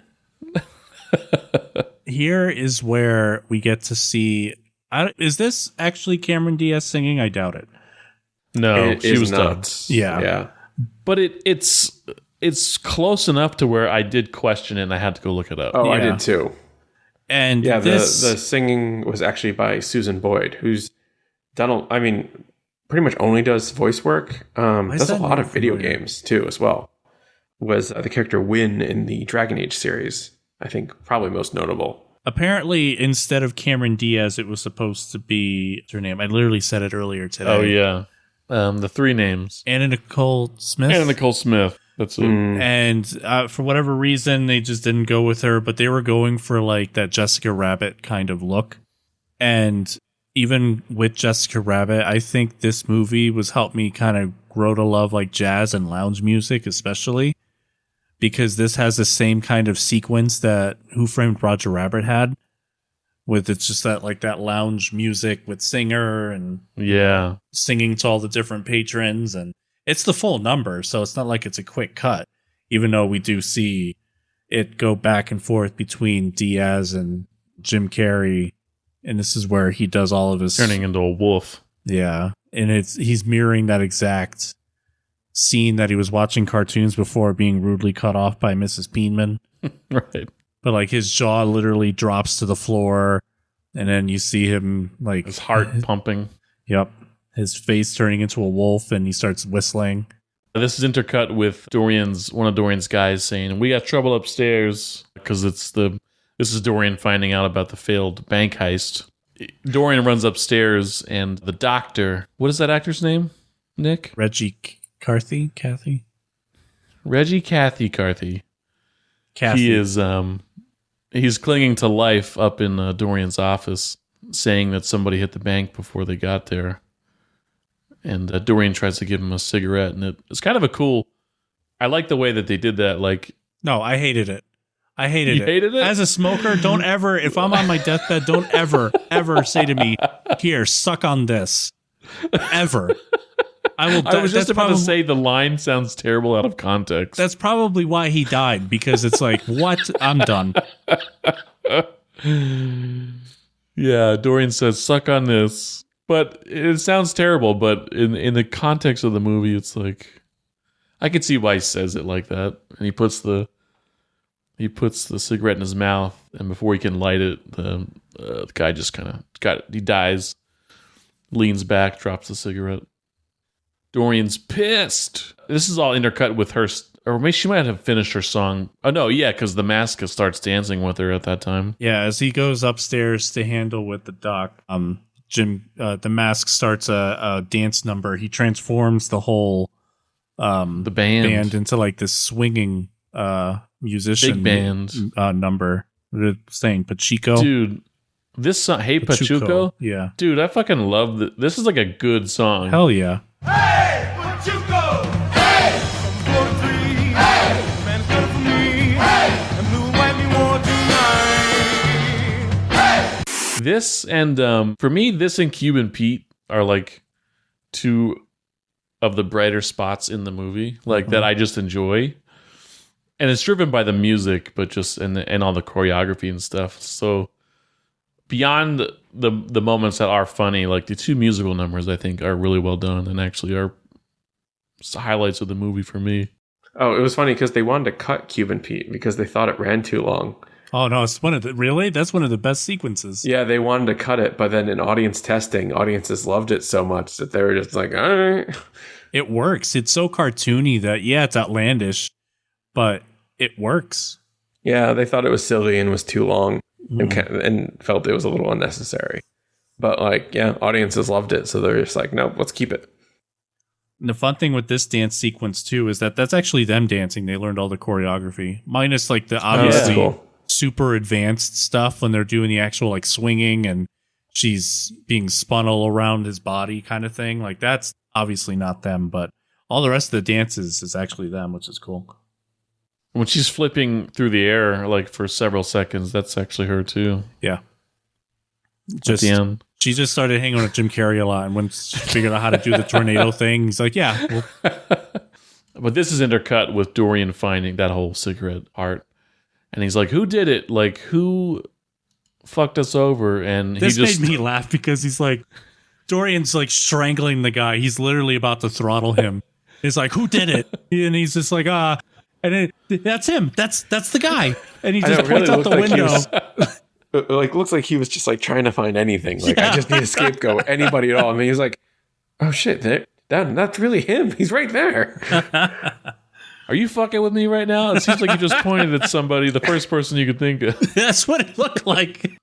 Yeah, and that's when the whole crew runs downstairs and they kick everyone out of the club. Yeah, they go down and break up the party after this monstrous dance number. This is probably my favorite scene in the whole movie. The whole thing where it's like, where's my money? And then he takes out the calculator thing and like the tax account visor. His line here is great. Just the implication is like, he's going through all the, because Dorian's like, where's my money? He's like, well, let's actually look at that. And then when he says, fortunately, funeral bouquets are deductible. Just like a great little thrown in line. So they just start shooting at the mask and they can't hit him. Well, he's jumping all around. If he didn't hold it gangster style and he actually aims normally like an actual marksman, that's when he actually lands a hit. He looks so weird with hair, with the Elvis hair. Yeah. Just like with the Dorian's villain version of the mask. Like, it looks really odd with hair. His goon lands a hit, and it's like, you got me, partner. You got me, partner. Yeah, and like the weird fourth wall breaking, like it's very wins it's very Deadpool. Yeah, like wins an Academy Award. Then you see like Dorian like trying to straighten up his jacket, like, oh, I didn't realize we're at the Academy Awards. Like, oh, I forgot about that. Everyone's in on this now. Well, he makes the guy that whose arms he's dying in cries after he fake dies. Every line here as he's dying is like an old movie reference. Tell Annie M to little yeller out. Tell Tawny Tim I won't be coming home this Christmas.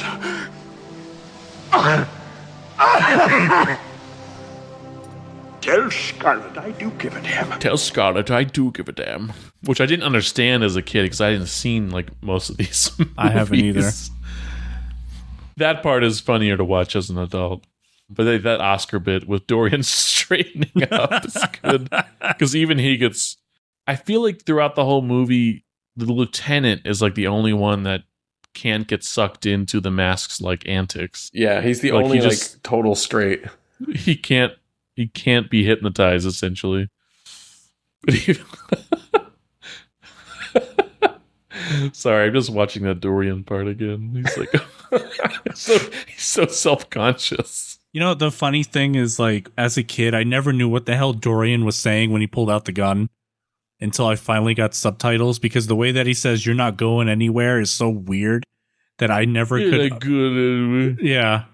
But they shoot off a chunk of his tie originally, and we see it magically turn back into the impossible Stanley's pajamas. Impossible, terrible pajamas. Which is bullshit, because was he wearing pajamas when he actually turned on the mask or put it on?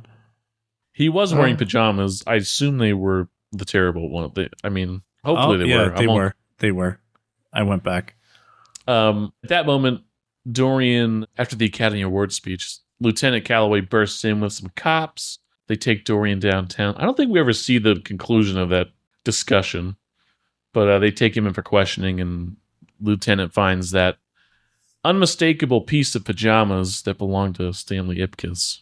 Moral of the story, wear less identifiable pajamas. Yeah, for real. And never wear them 2 nights in a row. You might as well leave your wallet behind. So we immediately get to Stanley's apartment the next day. Calloway is about to kick the door in, essentially, to question him, and Stanley opens his closet, which is just money is falling out of. I remember watching this the first time and this time, like, I was like aggravated at how terribly he was trying to put money back in. Yes. Money back into the closet. No plan whatsoever. Just like pushing it, like you're seeing it, and he's like actively working against himself. Then Milo comes over and makes it worse. But he finally opens the door. The lieutenant comes in to question him. And Stanley claims his pajamas were stolen. He's like, what kind of city are we living in where a man's pajama drawers are no longer safe? You know, one thing that kind of caught me off guard watching this is just he walks right in.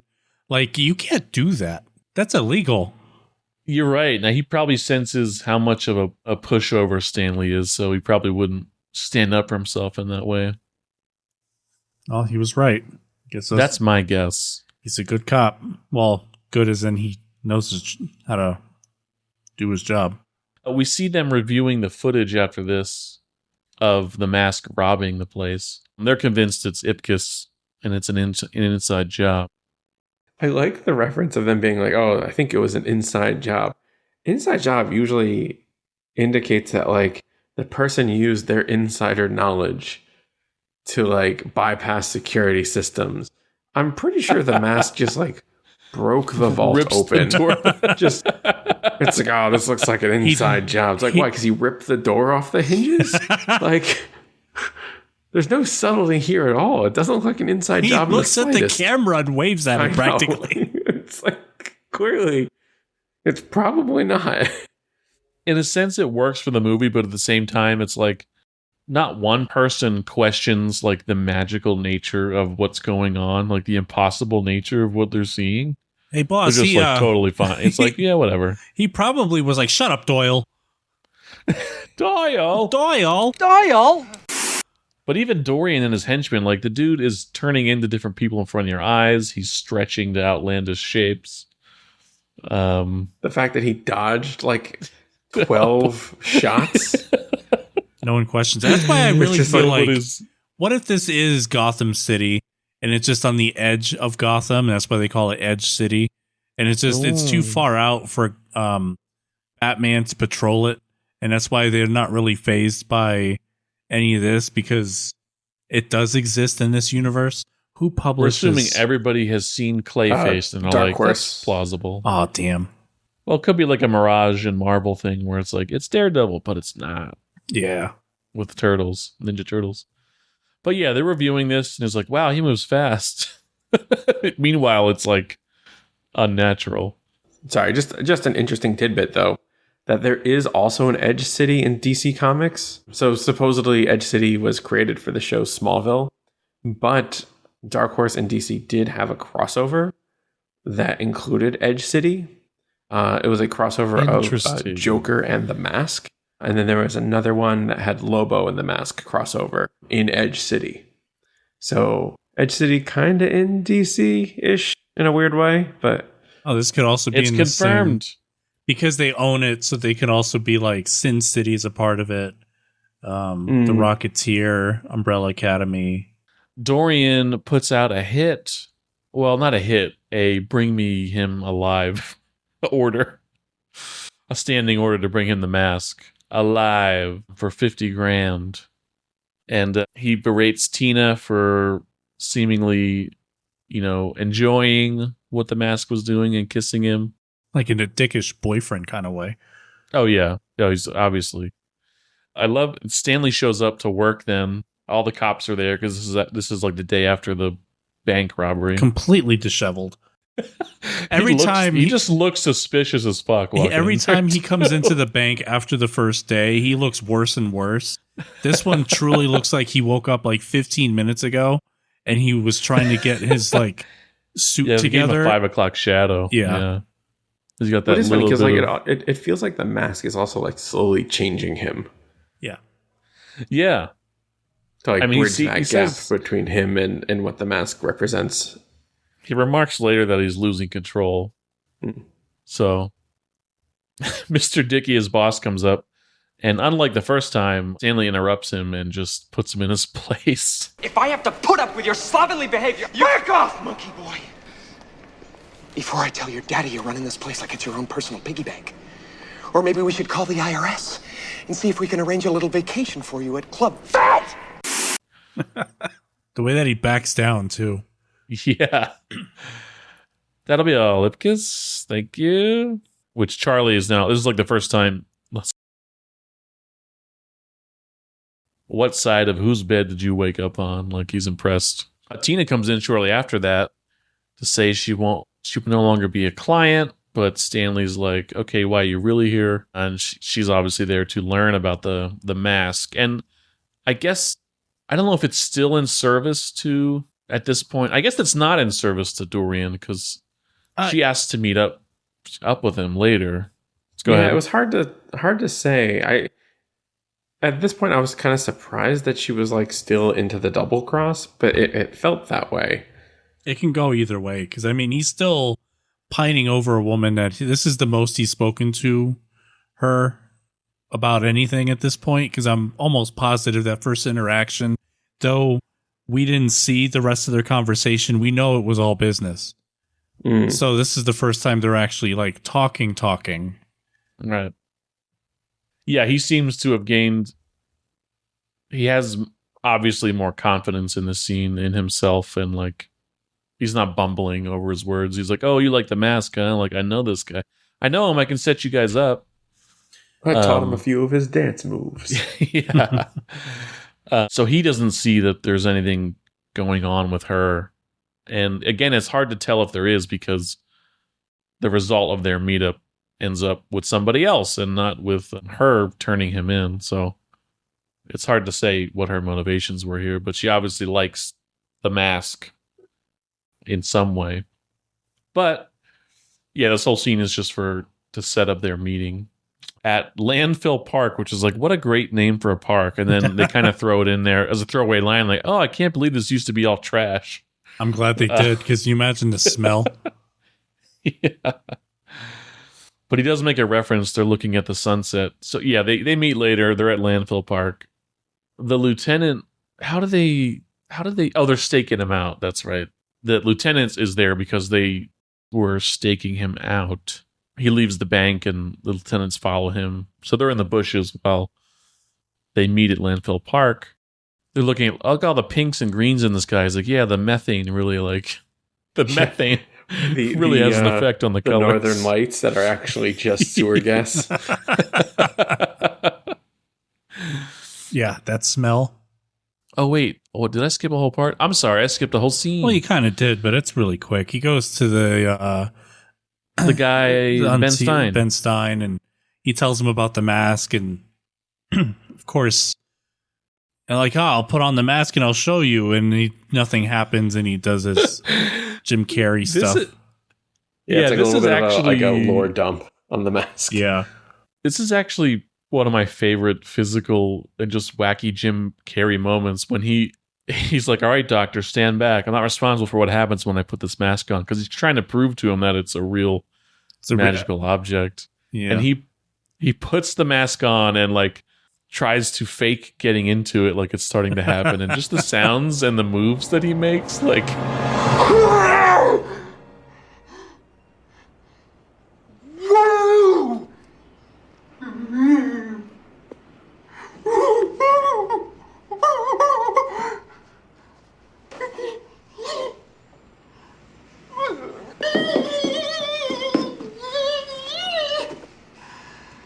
Okay. With some of the best physical stuff for me and goofy Jim Carrey moments. I mean, it just doesn't work, and he gives it up. But he asks the doctor's advice. Should I meet this just random person to... It's like, if I answer your question, will you leave my office immediately? He's like, just go meet Tina as both the mask and yourself, since you're one and the same person anyway. Which he pretty much follows, because when he shows up to the Landfill Park, he is Stanley Ipkiss, but not for very long. Yeah, not so subtly just runs off into the bushes. Yeah, some like not so entirely invisible behind the bushes. There's like 3 hedges. It's like, oh, your friend was back there and ran out at the same speed and pace you ran behind the bushes. and then he comes right out the other side. Yeah, exactly like you guys said. And he comes off way too strong here. Very strong. Because presumably he's got some level of consciousness here, even though he is still perpetuated by the mask. But in this case here, it really looks like the mask has fully took over. Yeah. He's like letting it happen. Yeah, he's like giving into it at this point.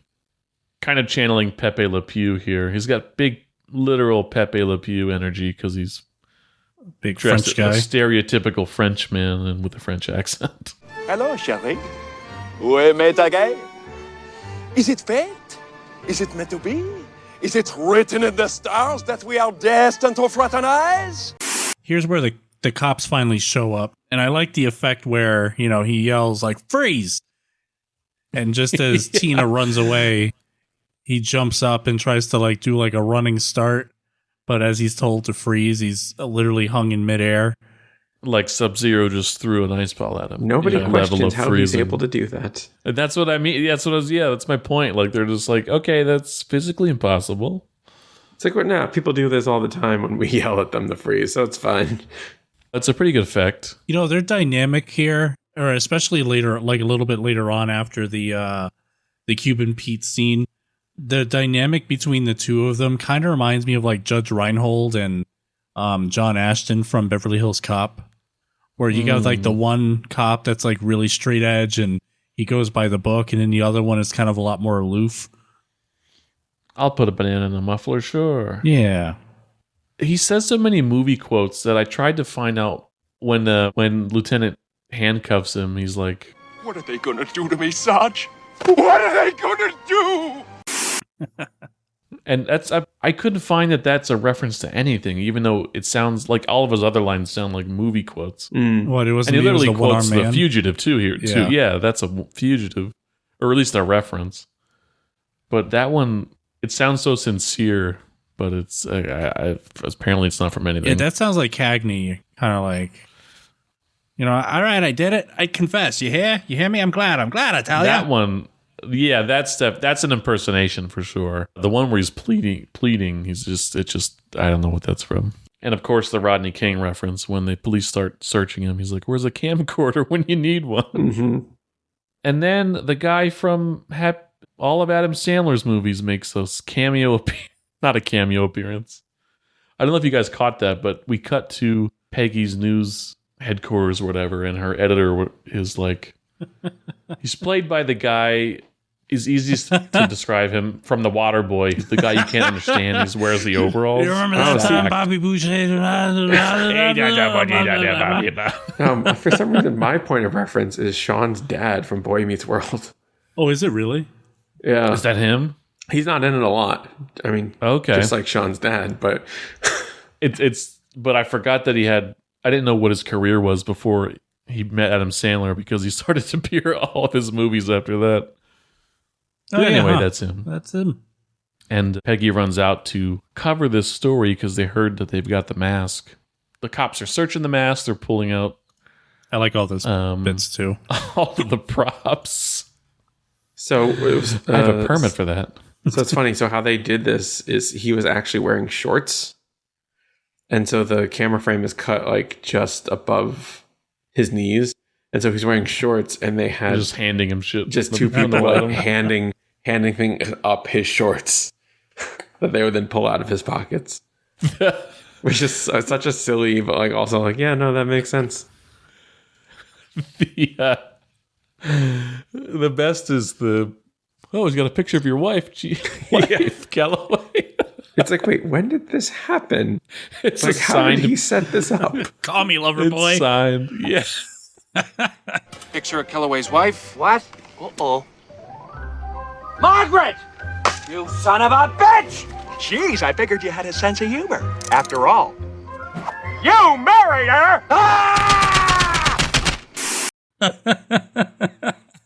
That's one of the better gags of the movie for me.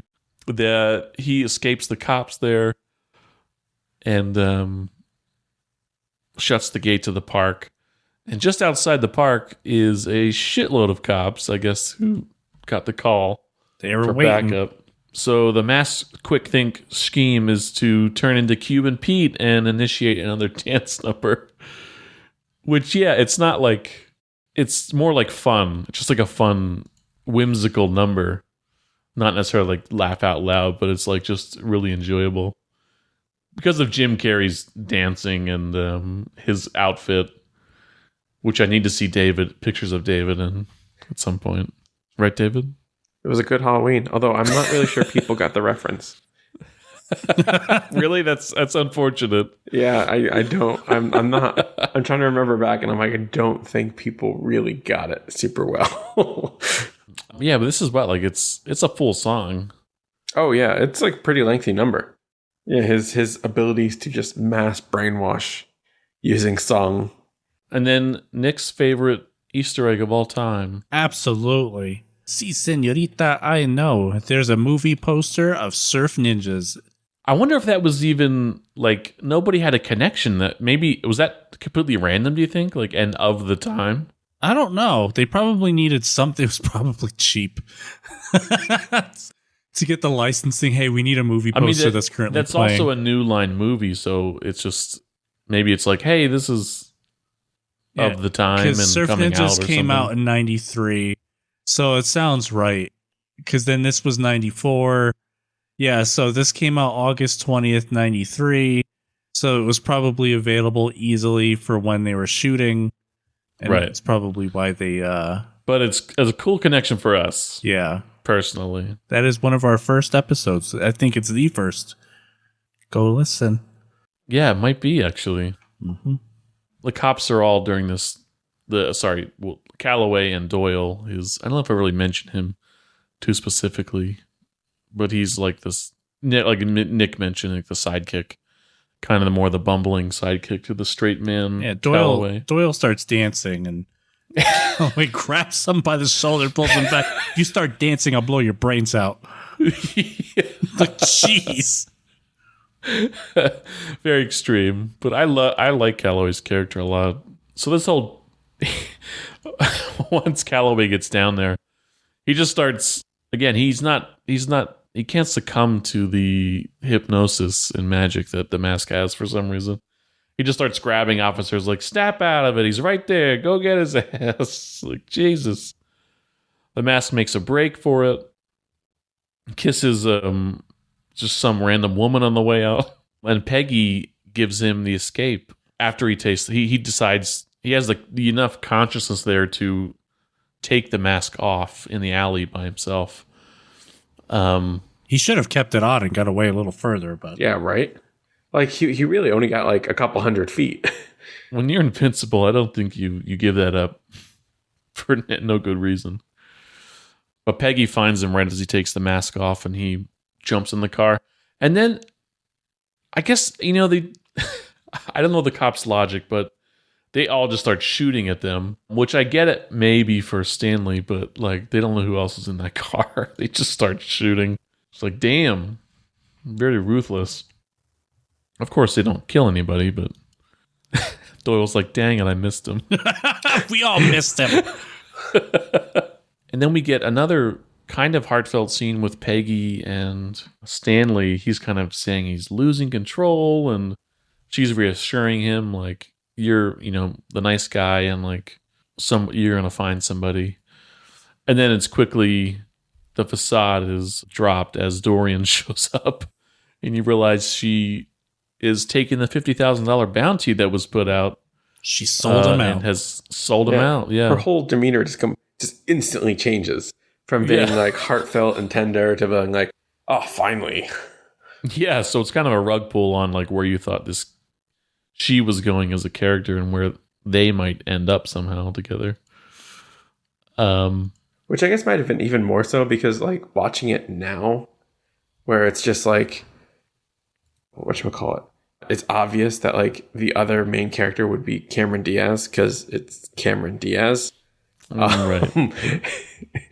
It's like she was brand new to the scene, so you're like, oh, I don't know, maybe the female lead will be, Amy Aspect, and it's like, nope. Yeah, because she's the bad guy's girlfriend, and you don't really totally know her intentions or change of heart at that point. She had brought him to the newspaper press machines or warehouse where they spit out the newspapers. So Dorian grabs him and is just holding him over. They turn the presses on. They're holding him over the rollers like they're going to drop him in. I thought you weren't going to kill him. I lied. I'm Arnold Schwarzenegger. He puts on the mask. Nothing happens. The mask, it does nothing.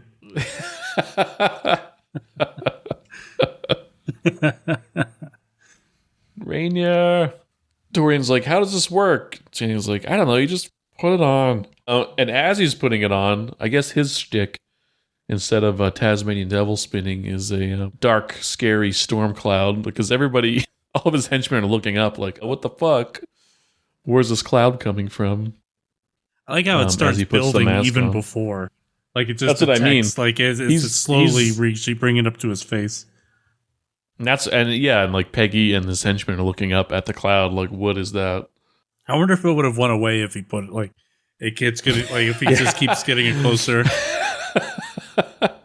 Take it away, he starts playing with it. He's enveloped by the cloud, and my first thought, he looks horrific. Like, when... Oh, yeah. His transformation, he kind of looks like a Buffy vampire in a way, like on steroids. 100%. Mm-hmm. It's like Buffy vampire on steroids with a toupee, with a scare. Yeah, the hair is terrible. Yeah, it's a weird look. Like, I don't know. It's not that it looks bad; it's that it looks odd. Yeah, I don't know. Yeah, I don't know. But he's got red eyes and fucked up teeth. Yeah, the mask, Jim Carrey's mask, looks strange and a little non-human, but Dorian's like straight up a demon. Demon-looking dude. That would, I think, probably scared me a little bit as a kid. But since it's not a horror movie, it's like I could handle it. But he is like scary looking. It almost gives me like Tim Curry Legend vibes, but green. Yeah, that's a good comparison. The like high, sharp cheekbones. Mm-hmm. Yeah, and that neck prosthetic they put on is like he's been lifting weights for the past 20 years. Yeah. It's like scary. So they decide to dump him on the cops, but not before going to his house to get the rest of the money from the bank, which is his henchmen find in the closet. Hardened cops dancing in the street and broadcast all over the 11 o'clock news. The SWAT team got an offer to open in Vegas. I'm history. The captain's gonna have my badge for breakfast with a little pension on top. Ah, come on, Lieutenant. It's not all your fault. Something will turn up. Sure. Stanley Ipkiss is gonna fall right into my lap.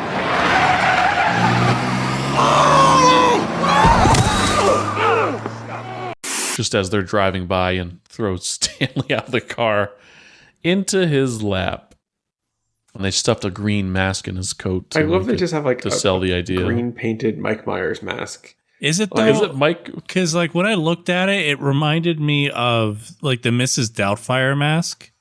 Because there's a scene in Mrs. Doubtfire where like he loses the mask, and then that's why he has to like put his face in like the cream or the whipped cream so that he has something to cover his face with. That's tough to see. And then when it falls on the ground, it looks exactly like that mask. Now you got to freeze frame that later. This one seems to have more wrinkles and be more old manny looking, but I don't know. Maybe just like a mask like that with the eyes cut out in that way. I mean, just plus kind of are reminiscent of Michael Myers. Plus, too, like at least that's from my memory. Just seeing that, and then the other frame, which I'm pulling up as we speak, in my memory of it, at least that's what it looks like. Stanley's now in jail. He sees that Milo followed him and is like telling him he needs to find somewhere else to live because it's probably not going to go well for him. Stanley's in jail overnight to when he wakes up to Tina has come to visit, and she seems to have had a genuine change of heart and is not with Dorian anymore. Because that's an easy breakup. A good thing there's not cell phones, and it's probably harder to track you if she actually got to leave town. In this day and age, if you leave town, like it's going to be hard to find somebody. I forget, what was the point of the scene? Just to say that I broke up with Dorian? That she realizes that Stanley was the mask the whole time. If she that's true too. Before, that's why she came to talk to him. But then she's like, they almost kiss, and she's like, "Hey, I'll let you know where I end up because I need to run away from Dorian for the time being." And then she's accosted immediately because she's being tailed by Dorian's henchmen. They chase her, and Stanley sees and hears this out of his cell window. Because they're like 3 blocks away, and the mask gave him superhuman hearing from inside an alleyway. Milo happened to still be there. He reveals himself underneath him. He was sleeping under some newspaper. And Stanley needs him to jump up. He promised him to jump up and is like just out of reach until just Stanley wishes it to happen. Do it for Daddy. Do it for Daddy. Like he's like, put some effort into it. Like he's trying to be real encouraging, but gets frustrated there for a second. It's like, all those times I told you not to jump on people? Just forget it. He eventually grabs him, and the guard next to the jail cell is, of course, sleeping. And I don't know if the dog is intentionally portraying this or if it's just happenstance, but he gets Milo to go over to the desk, and first he gets cheese instead of keys. Not the cheese, the keys. The keys. But the way Milo just so gingerly and carefully gets over to the guard, carefully gets the keys in his mouth, and is like watching the guard intently as he gently pulls the keys away. Like he looks in his eyes like he's like trying not to wake him up. It's some of the most incredible like dog acting I have ever seen. It's like so good. My thought was like the trainer is just over the guy's shoulder, and the dog is like locked eyes on with the trainer, but the trainer is just next to the guy's face so that the line of sight makes it look like that. Mm-hmm. But it is brilliant. You're probably right, but the way they shot it and framed it, like it's like that dog is like genuinely trying to be sneaky. Oh yeah, Milo looks so thoughtful in it. I guess it's not out of question for dogs to be sneaky. Like dogs, plenty of times know that when they're doing something they're not supposed to be doing. That's true. Like the first thing that comes to mind when you say that is the TikTok of the dog stealing a guy's pizza from a pizza box while he's like dancing to music. And the dog is just like so careful and like gets real low and like bites the crust and like drags it a little and then looks and drags it a little and looks and then finally takes it and scurries away. There's a new trend on TikTok that I've been loving, and it's like, show me examples of your bad dog. None of this like good boy stuff where they're pretending to be bad. Like, no, show me the bad stuff. And like one of them that I saw was the dog just like walks over, completely knocks over the trash can and just starts eating whatever's inside it. And you could hear off camera, like, are you fucking kidding me? Because the whole trash can made a big ass noise and she knew what the dog was doing. And that was just great. And then there's been a lot of other good ones just like that.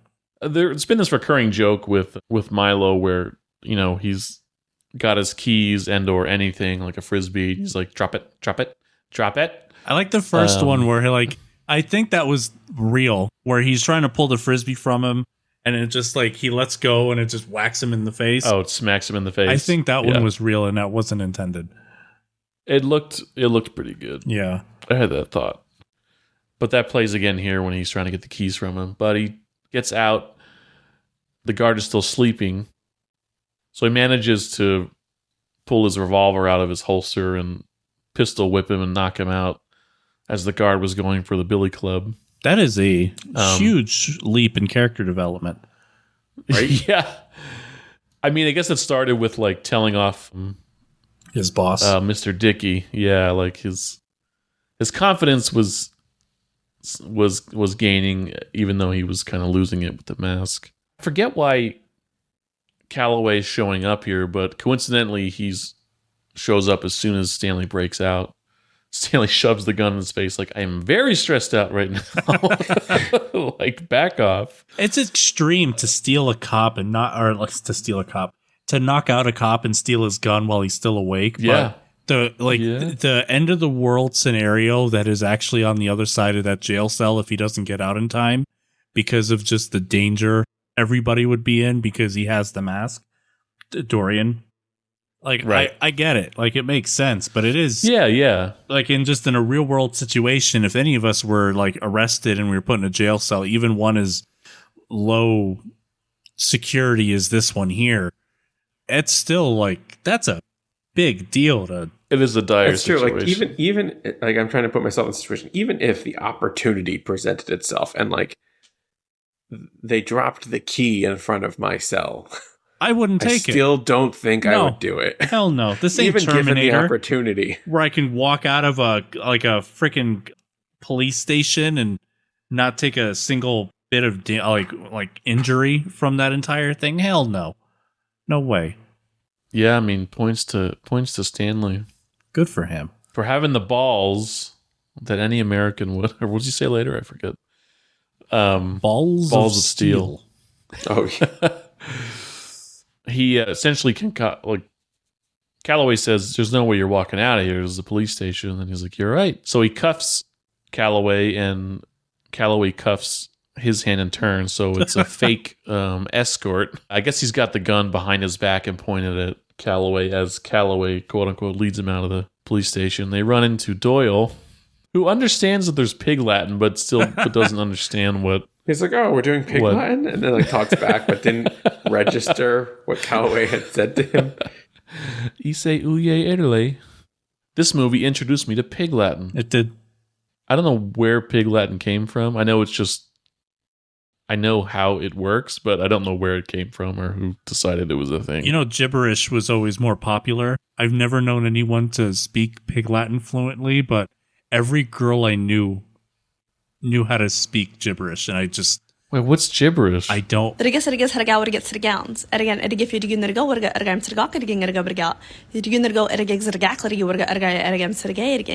fuck is this gibberish? Holy shit. You never heard that before? No, literally never. Yeah, I knew more people that spoke that than Pig Latin. But it seemed to be only a girl thing. I don't know. In any case,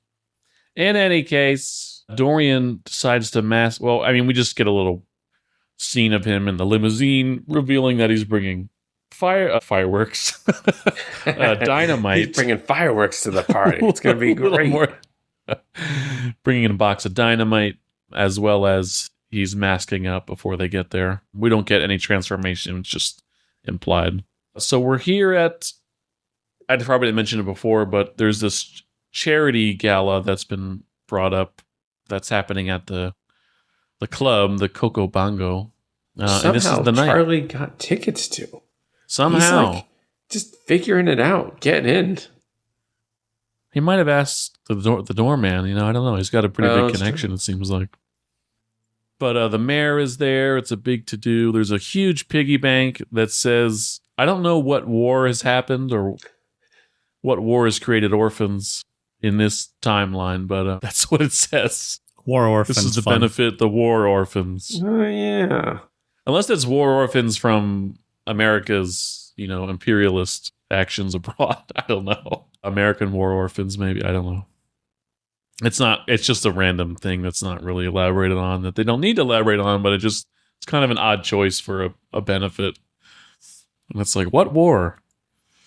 In 1993. But maybe that's the whole thing. It's just like a fake charity that like the mob's just going to pocket it. There you go. It sounds bad bad. It sounds big and important. Of course, like who would rally against war orphans? No one's going to question this. Oh, but Nico. Oh, go ahead. I meant to bring this up before. Peggy died in that scene where Stanley's being hung on upside down, and they were going to kill him. And so I thought you weren't going to kill him. Wait. Yeah, in a deleted scene, while wearing the mask, Dorian kills her. Whoa! Oh shit! I meant to bring that up. So they meant to make it less gruesome. I guess. Not gruesome, or just a little less violent. Yeah, this resolution is absolutely shit. But does he shoot her? Or do you know? I don't know because I'm not playing it with audio. But I think he might strangle her from the quick looks of it. Oh no, he throws her. She gets thrown across the room and she gets put in, like she lands in the printing press. Okay, so what they were setting up gets used, actually. Yeah, and then... Yikes. Are we going to see the blood? I mean, that's a mask. That's a comic level gruesome, but unless you don't see it. Oh, that's probably why they cut it, because then at the very end of this scene, a newspaper shows a close-up of her face smushed against the camera, and then the headline is, "Reporter Killed in Freak Accident." That's probably why they cut it. And it's, of course, in red, not the typical newspaper black. And it's a newspaper which came out, it's a flash forward because that news would not have come out yet. Yeah. Because it's still the same night. Yeah. So at the club, Nico is there, the golf simulator Dorian T. Whacker guy. Because that's his club. That's his club that Dorian is fucking around with. So he's there with all of his goons, and they're genuinely interested in this charity, and they have very good hearts. Dorian blows his way through the front door somehow. Like, I don't know if it was with an air cannon or like his breath. His breath, maybe. Oh, that's a great point. He probably just blew the door in like a big bad wolf. Or like how when Aragorn opens the doors all cool like and stuff. Oh yeah, you gotta open double doors like that. Yeah. We just need to get hair like that, and then we can do it. I don't know if any of us are up for the challenge. With our powers combined.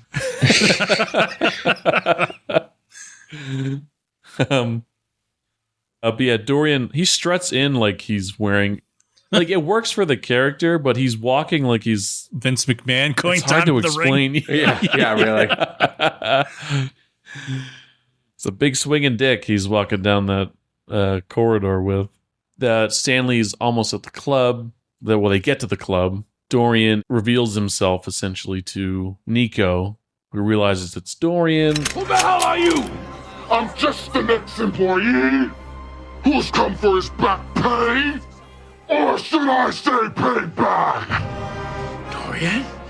They just start a shootout, which it's always funny to me how brazenly people just start firing guns. I'm like, Dorian's guys aren't looking for cover. They're just standing there with guns shooting. I'm like...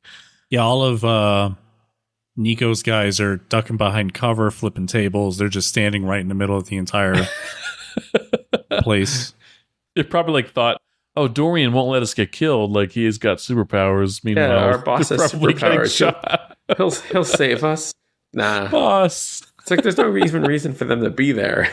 Because obviously Nico doesn't know that Dorian is invincible right now, but as a smart man, instead of shooting Dorian, I would have just shot his henchmen and goons, and it would have been a lot more like, all right, now what? He's still dangerous just by himself, but instead of having like 5 or 6 lackeys behind him with submachine guns and Uzis. Would have been the smart play. Would have been. But Nico, unloads his clip into Dorian, who absorbs the bullets and looks terrifying as he fires the bullets out of his mouth and into Nico, sending him flying and dead before he hits the ground, presumably. I'm just making that up. Dorian announces that he's the host for the evening, and we can only imagine that's terrible for everybody. This is when Stanley shows up. He's like, just call for backup or something, and he wraps the radio around his like body so he can call him while still handcuffed.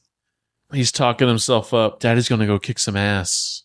He leaves Milo behind. Milo eventually finds his way out, but Stanley sneaks in and manages to knock a guard out, but he is quickly found out. Just immediately after his like pep talk, it's like, all right, time for a man to show his mettle. This is where you really get to show up, and then like, no, you're caught. This is the moment of truth when a man shows what he's really made of. Meanwhile, Tina is being duct taped to a tiki pole or something. And they're planting a bomb at her feet, palm tree with a statue on it or something. They decide to shoot open the big piggy bank, which is actually full of charity money. But Stanley is captured, and he gives a gun to... Before he's captured, he gives a gun to... Charlie. Who starts sneaking people out the back. Apparently, I don't know why he needed a gun to do that. Just in case. It's a sneaking gun. After they tied up Tina, she figures, this is my only chance to do something. So she's like, I want to kiss you one last time. And he's like, all right, well, buck her up. And she's like, no. I want you like the real Dorian. He flashes his snake tongue. She's like, oh, what the fuck? Nope, the normal one. So then he takes the mask off, and the way that he's just like holding it down, she's able to wriggle her foot out and kick it away from him enough to like cause enough of a disturbance. The mask slowly flying over the club as all the henchmen dive and try to get it. And it's Milo that ends up with it, who has freshly escaped. Smart dog. From Stanley's car. And I guess then we realize that Milo's innermost desire is to be a fearsome demon hound. Also a little bit of that Snidely Whiplash's dog, I think, too. It's like he watched the cartoons with Stanley. I thought there was more with the dog. Like, I understand I don't want to see it maybe too long of a sequence, but the mask comes off of the dog pretty quick. Yeah, the dog was probably the most expensive CGI out of the entire movie. Yeah, because that's like a full model, yeah. Yeah. Yeah, the dog gets away from the guy that was chasing him after he becomes the mask briefly. Stanley It's kind of rough, pulls the mask off. There's that brief moment as the mask is coming off the dog where the dog's like, looks like he's being strangled, like his eyes are popping out of his head. I love that shot. It's like, Stanley is engaged in hand-to-hand combat with Dorian, and he's going like Kratos on Dorian at one point. He's just like swinging like crazy. He's just so surprised he's winning that he's like, oh my God. Yeah. That gives Dorian a minute to get the upper hand, but the bomb is counting down. Dorian, he ends up landing this like epic punch on Dorian that sends him flying into the... It looked like the punch that George McFly threw at Biff. Yeah, that's a good equivalent. It's almost exactly the same exact kind of like grabs him by the shoulder and then just like swings, and it looks exactly like it. It's a cool shot too, on like how they track Dorian, like as he's falling back into the slot machine. It's like a reverse Spike Lee shot. Yeah, yeah. And that's when actually he pulls the mask off the dog. It's so cute. And he does the little face thing. The henchmen are on him though, and he dives behind the bar with the mask, and we can only assume, and he does put the mask on. He jumps up. He's wearing like a gangster uniform. Did you miss me? Yeah, so the mask kind of makes quick work of everybody here. He does a big bluff because he pulls out like he does the Dirty Harry thing, like, do you feel lucky? Well, do ya?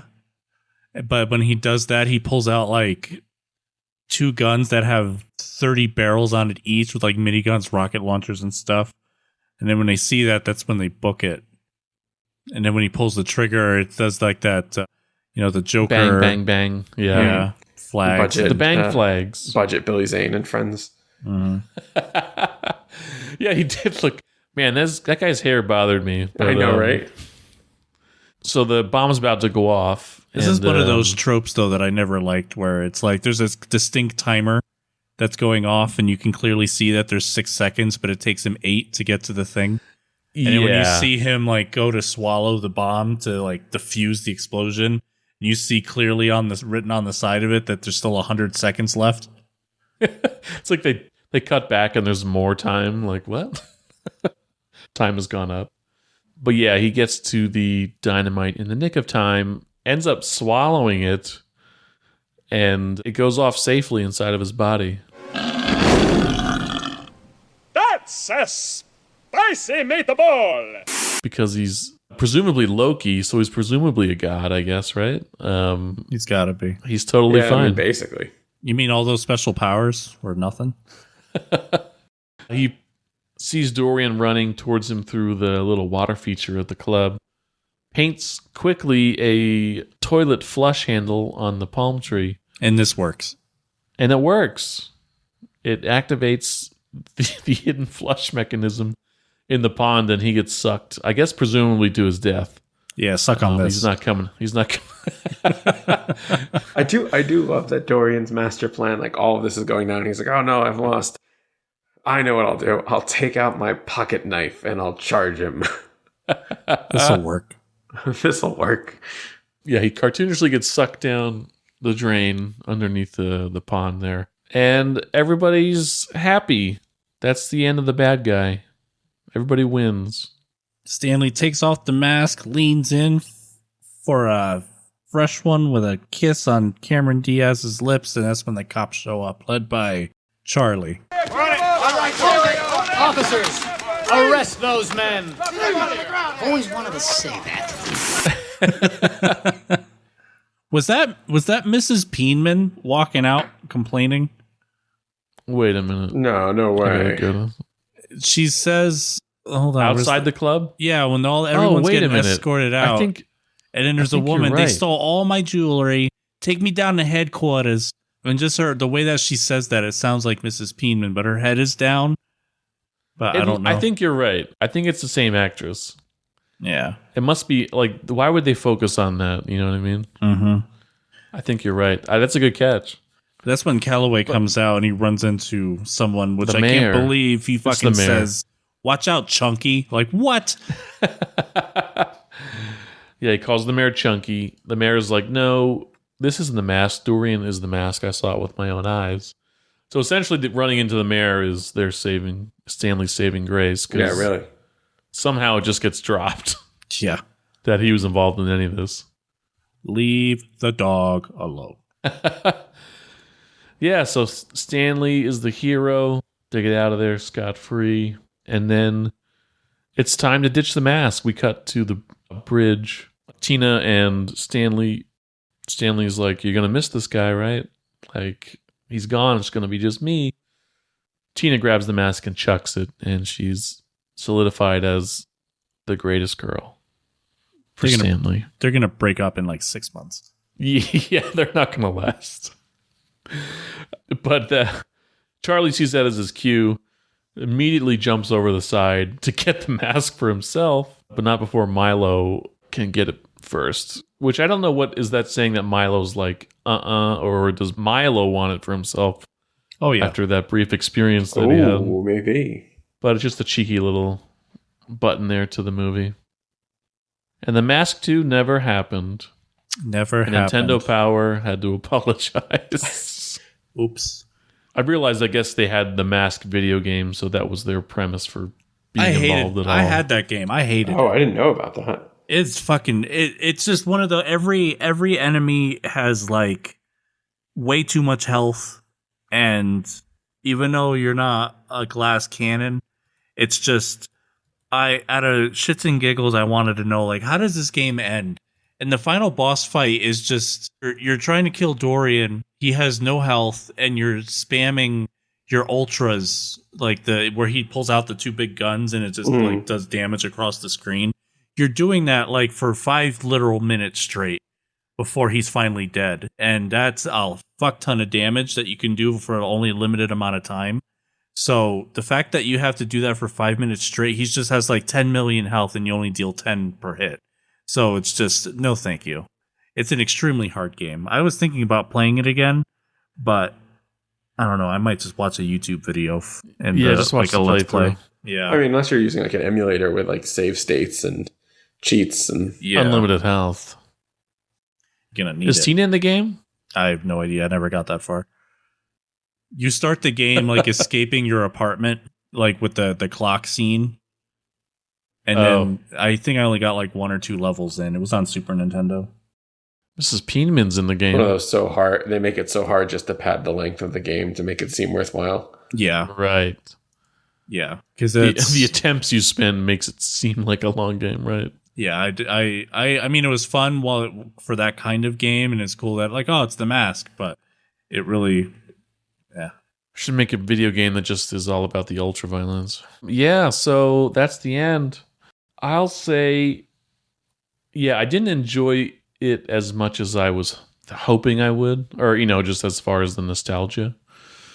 It definitely, after watching this, I'm like, yeah, this is definitely the lesser of those 3 from 94 in my mind. It feels like just an okay 80s movie done in the 90s. That's the only way I can put it. But like there are some really fun moments. There's fun comedic moments. I think there's too much that is just cartoony, wacky. That's too... I know it's not a kid's movie, but kids would more laugh at it, I think, than adults. Yeah. But there's those good jokes in there. And then the 2 music scenes, I don't know. Like that makes it alone worth it to watch. And Jim Carrey's entertaining, just even though the laughs aren't... It's not laugh out loud. He's still entertaining to watch. For the holy Jim Carrey trilogy, I feel this one was the weakest one, but it's by no means like the worst one. It's just in terms of like funny, this was his most serious one, I would want to say, out of the 3. Yeah, there's less laughs per minute when you compare it to Ventura and Dumb and Dumber. Mm-hmm. Yeah, I don't... not a bad movie. It's not a bad movie, I don't think. Definitely not a bad movie. It's fun to watch. It's just... kind of like when I said at the beginning, like this whole movie is on Jim Carrey's shoulders, because like outside of his like performance, there's not a lot going on. Like the other performances are kind of like just there, and like you either really like Jim Carrey's like manic energy at that time in his career, or it just doesn't land for you. the tone of the movie is also really all over the place and kind of hard to like pin down, because like I remembered it being funny, and then I'm watching this and I'm like, oh, that's a good joke. But like, that's some of my reactions, like the whole thing in the river where it's like, oh, I'm just looking for my mask and I found it. And I'm like, and I'm sitting there, I'm like, that's a great joke. But like, I didn't laugh at it because I feel like the tone of the movie doesn't set you up to laugh, because it's like, it has like a Ghostbusters level of serious undertone. And then it goes zany, and then it does like a smart joke. And I'm just like, I don't know what to feel watching this. I always thought it was weird on how Ghostbusters is classified as a comedy, but honestly, I don't ever laugh while watching Ghostbusters. There's amusing jokes. It's well written. The story's amazing, but I don't think of it as a comedy. I think Dumb and Dumber as a comedy, like, Something About Mary is a comedy. That's something that's specific that is going to have a lot of laughs per minute. If it happens to, that's like saying like Ant-Man, the first Ant-Man is a comedy. It's not, but it's a lot funnier than, this movie was. Yeah. So I think there's a lot of, it's tough to peg those. Yeah. So there's a lot of interesting things in it. The musical numbers are great. They kind of come out of nowhere a little bit. Yeah. Although they're good, there's like a lot of good things in this movie that just don't tie together super well. Yeah, I mean, it's funny. is... One of my biggest takeaways watching it this time is like, boy, I want to keep reading these comics. Like, I've already got them like queued up. Like, I'm gonna go read the omnibus of them because I'm like super interested now. I googled the omnibus during this episode. I was like, oh shit. Yeah, I might have to read them too. Like, it's actually like, I'm like, oh wow, this is really like, I read like the first 2 books, and I'm like, oh man, I'm gonna read through this. Like, this is really kind of cool. So like, that's a plus. But like, yeah, it's kind of just a little all over the place for me. I still like watching it, and I think it does cool stuff. And Jim Carrey's performance is like really nothing. It's like nothing else. Like, Jim Carrey is very unique in how he portrays characters, and like, this is definitely, one of his like most zany and like really putting his all in terms of the energy level. So yeah, it's really I think cool he does see. a great job. I think it's on most of these, except for Jeff Daniels, like the other 2 movies rest squarely on his shoulders. Yeah. Like, it sucks because, I mean, there are good moments. Like I said, I love the lieutenant character, but that's about it for me outside of what Jim is doing. So unfairly, I think he has to like carry this movie. And I think with just more rounded out characters and writing, it would have elevated it a little more. But again, it's not a bad movie. It's just when you compare it to the other 3 that he came out of the gate with, it's number 3 for me. Yeah. No matter what list, there's always got to be one on the bottom, and this happens to be it. That's true. But it is still, Pixar movies. Watching this again, it just reminded me of just like living around that time period. I remember having a t-shirt that had like, Jim Carrey's The Mask, and it said like "smokin" on it or something, and just it was everywhere. I remember having that Halloween mask of just like the big teeth and the thing, and trying to put it on and like pretending to be him and all that, and it was a huge movie when it came out, and it's funny on how like barely anyone ever talks about it or even references it barely anymore, and it's still good. It's fun. I wonder if it got that sequel, like if Jim Carrey decided to stay on. I mean, I'm kind of glad he didn't, because then we might not have gotten like Dumb and Dumber and Ace Ventura.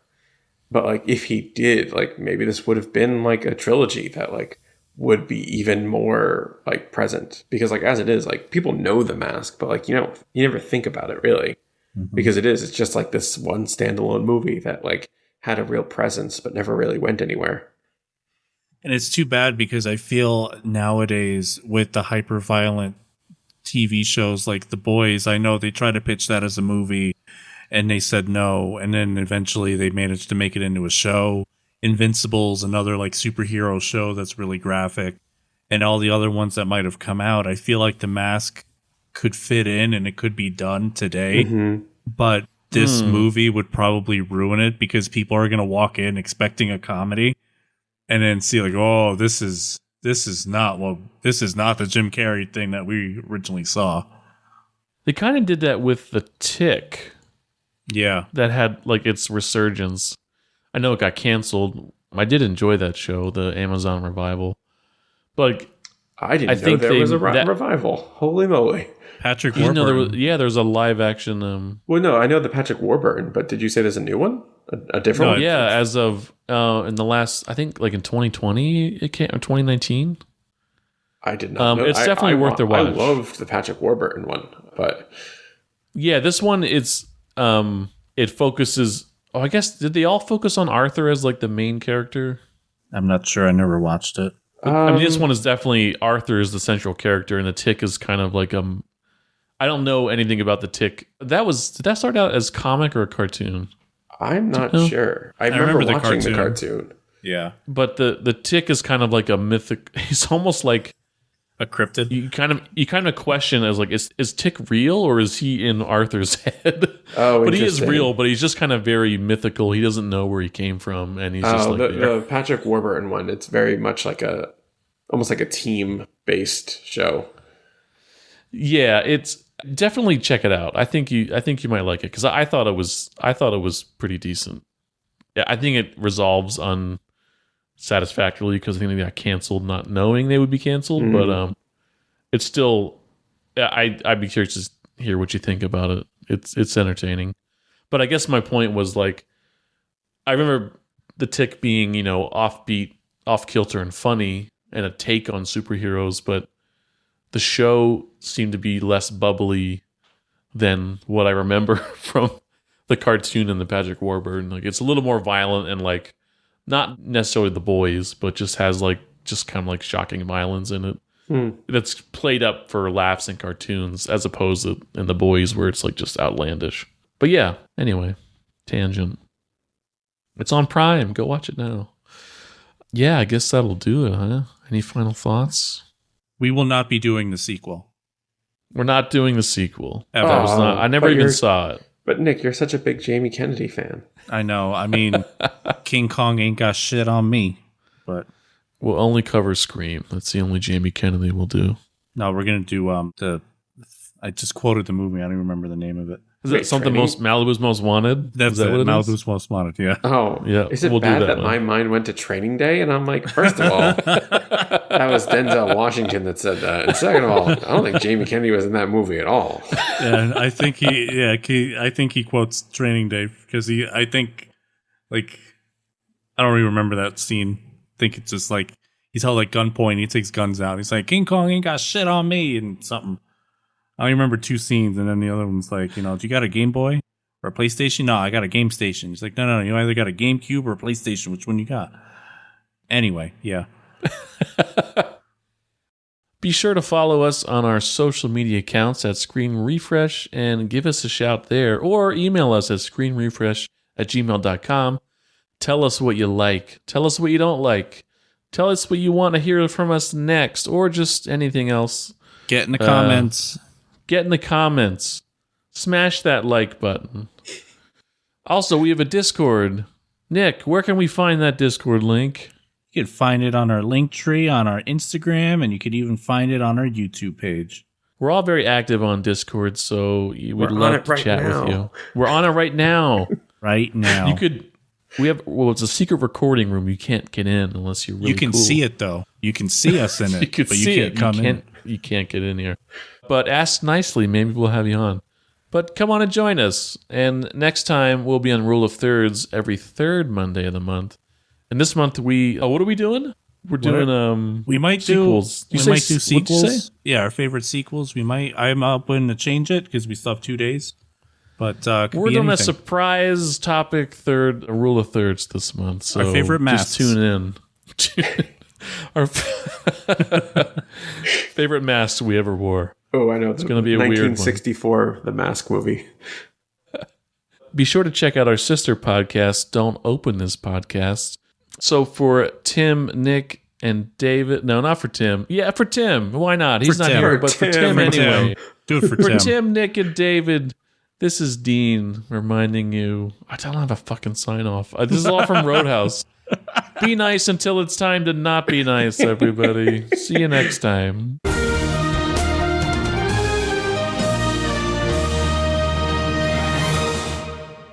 Dial. Dial. Dial. Get in the comments, god damn it.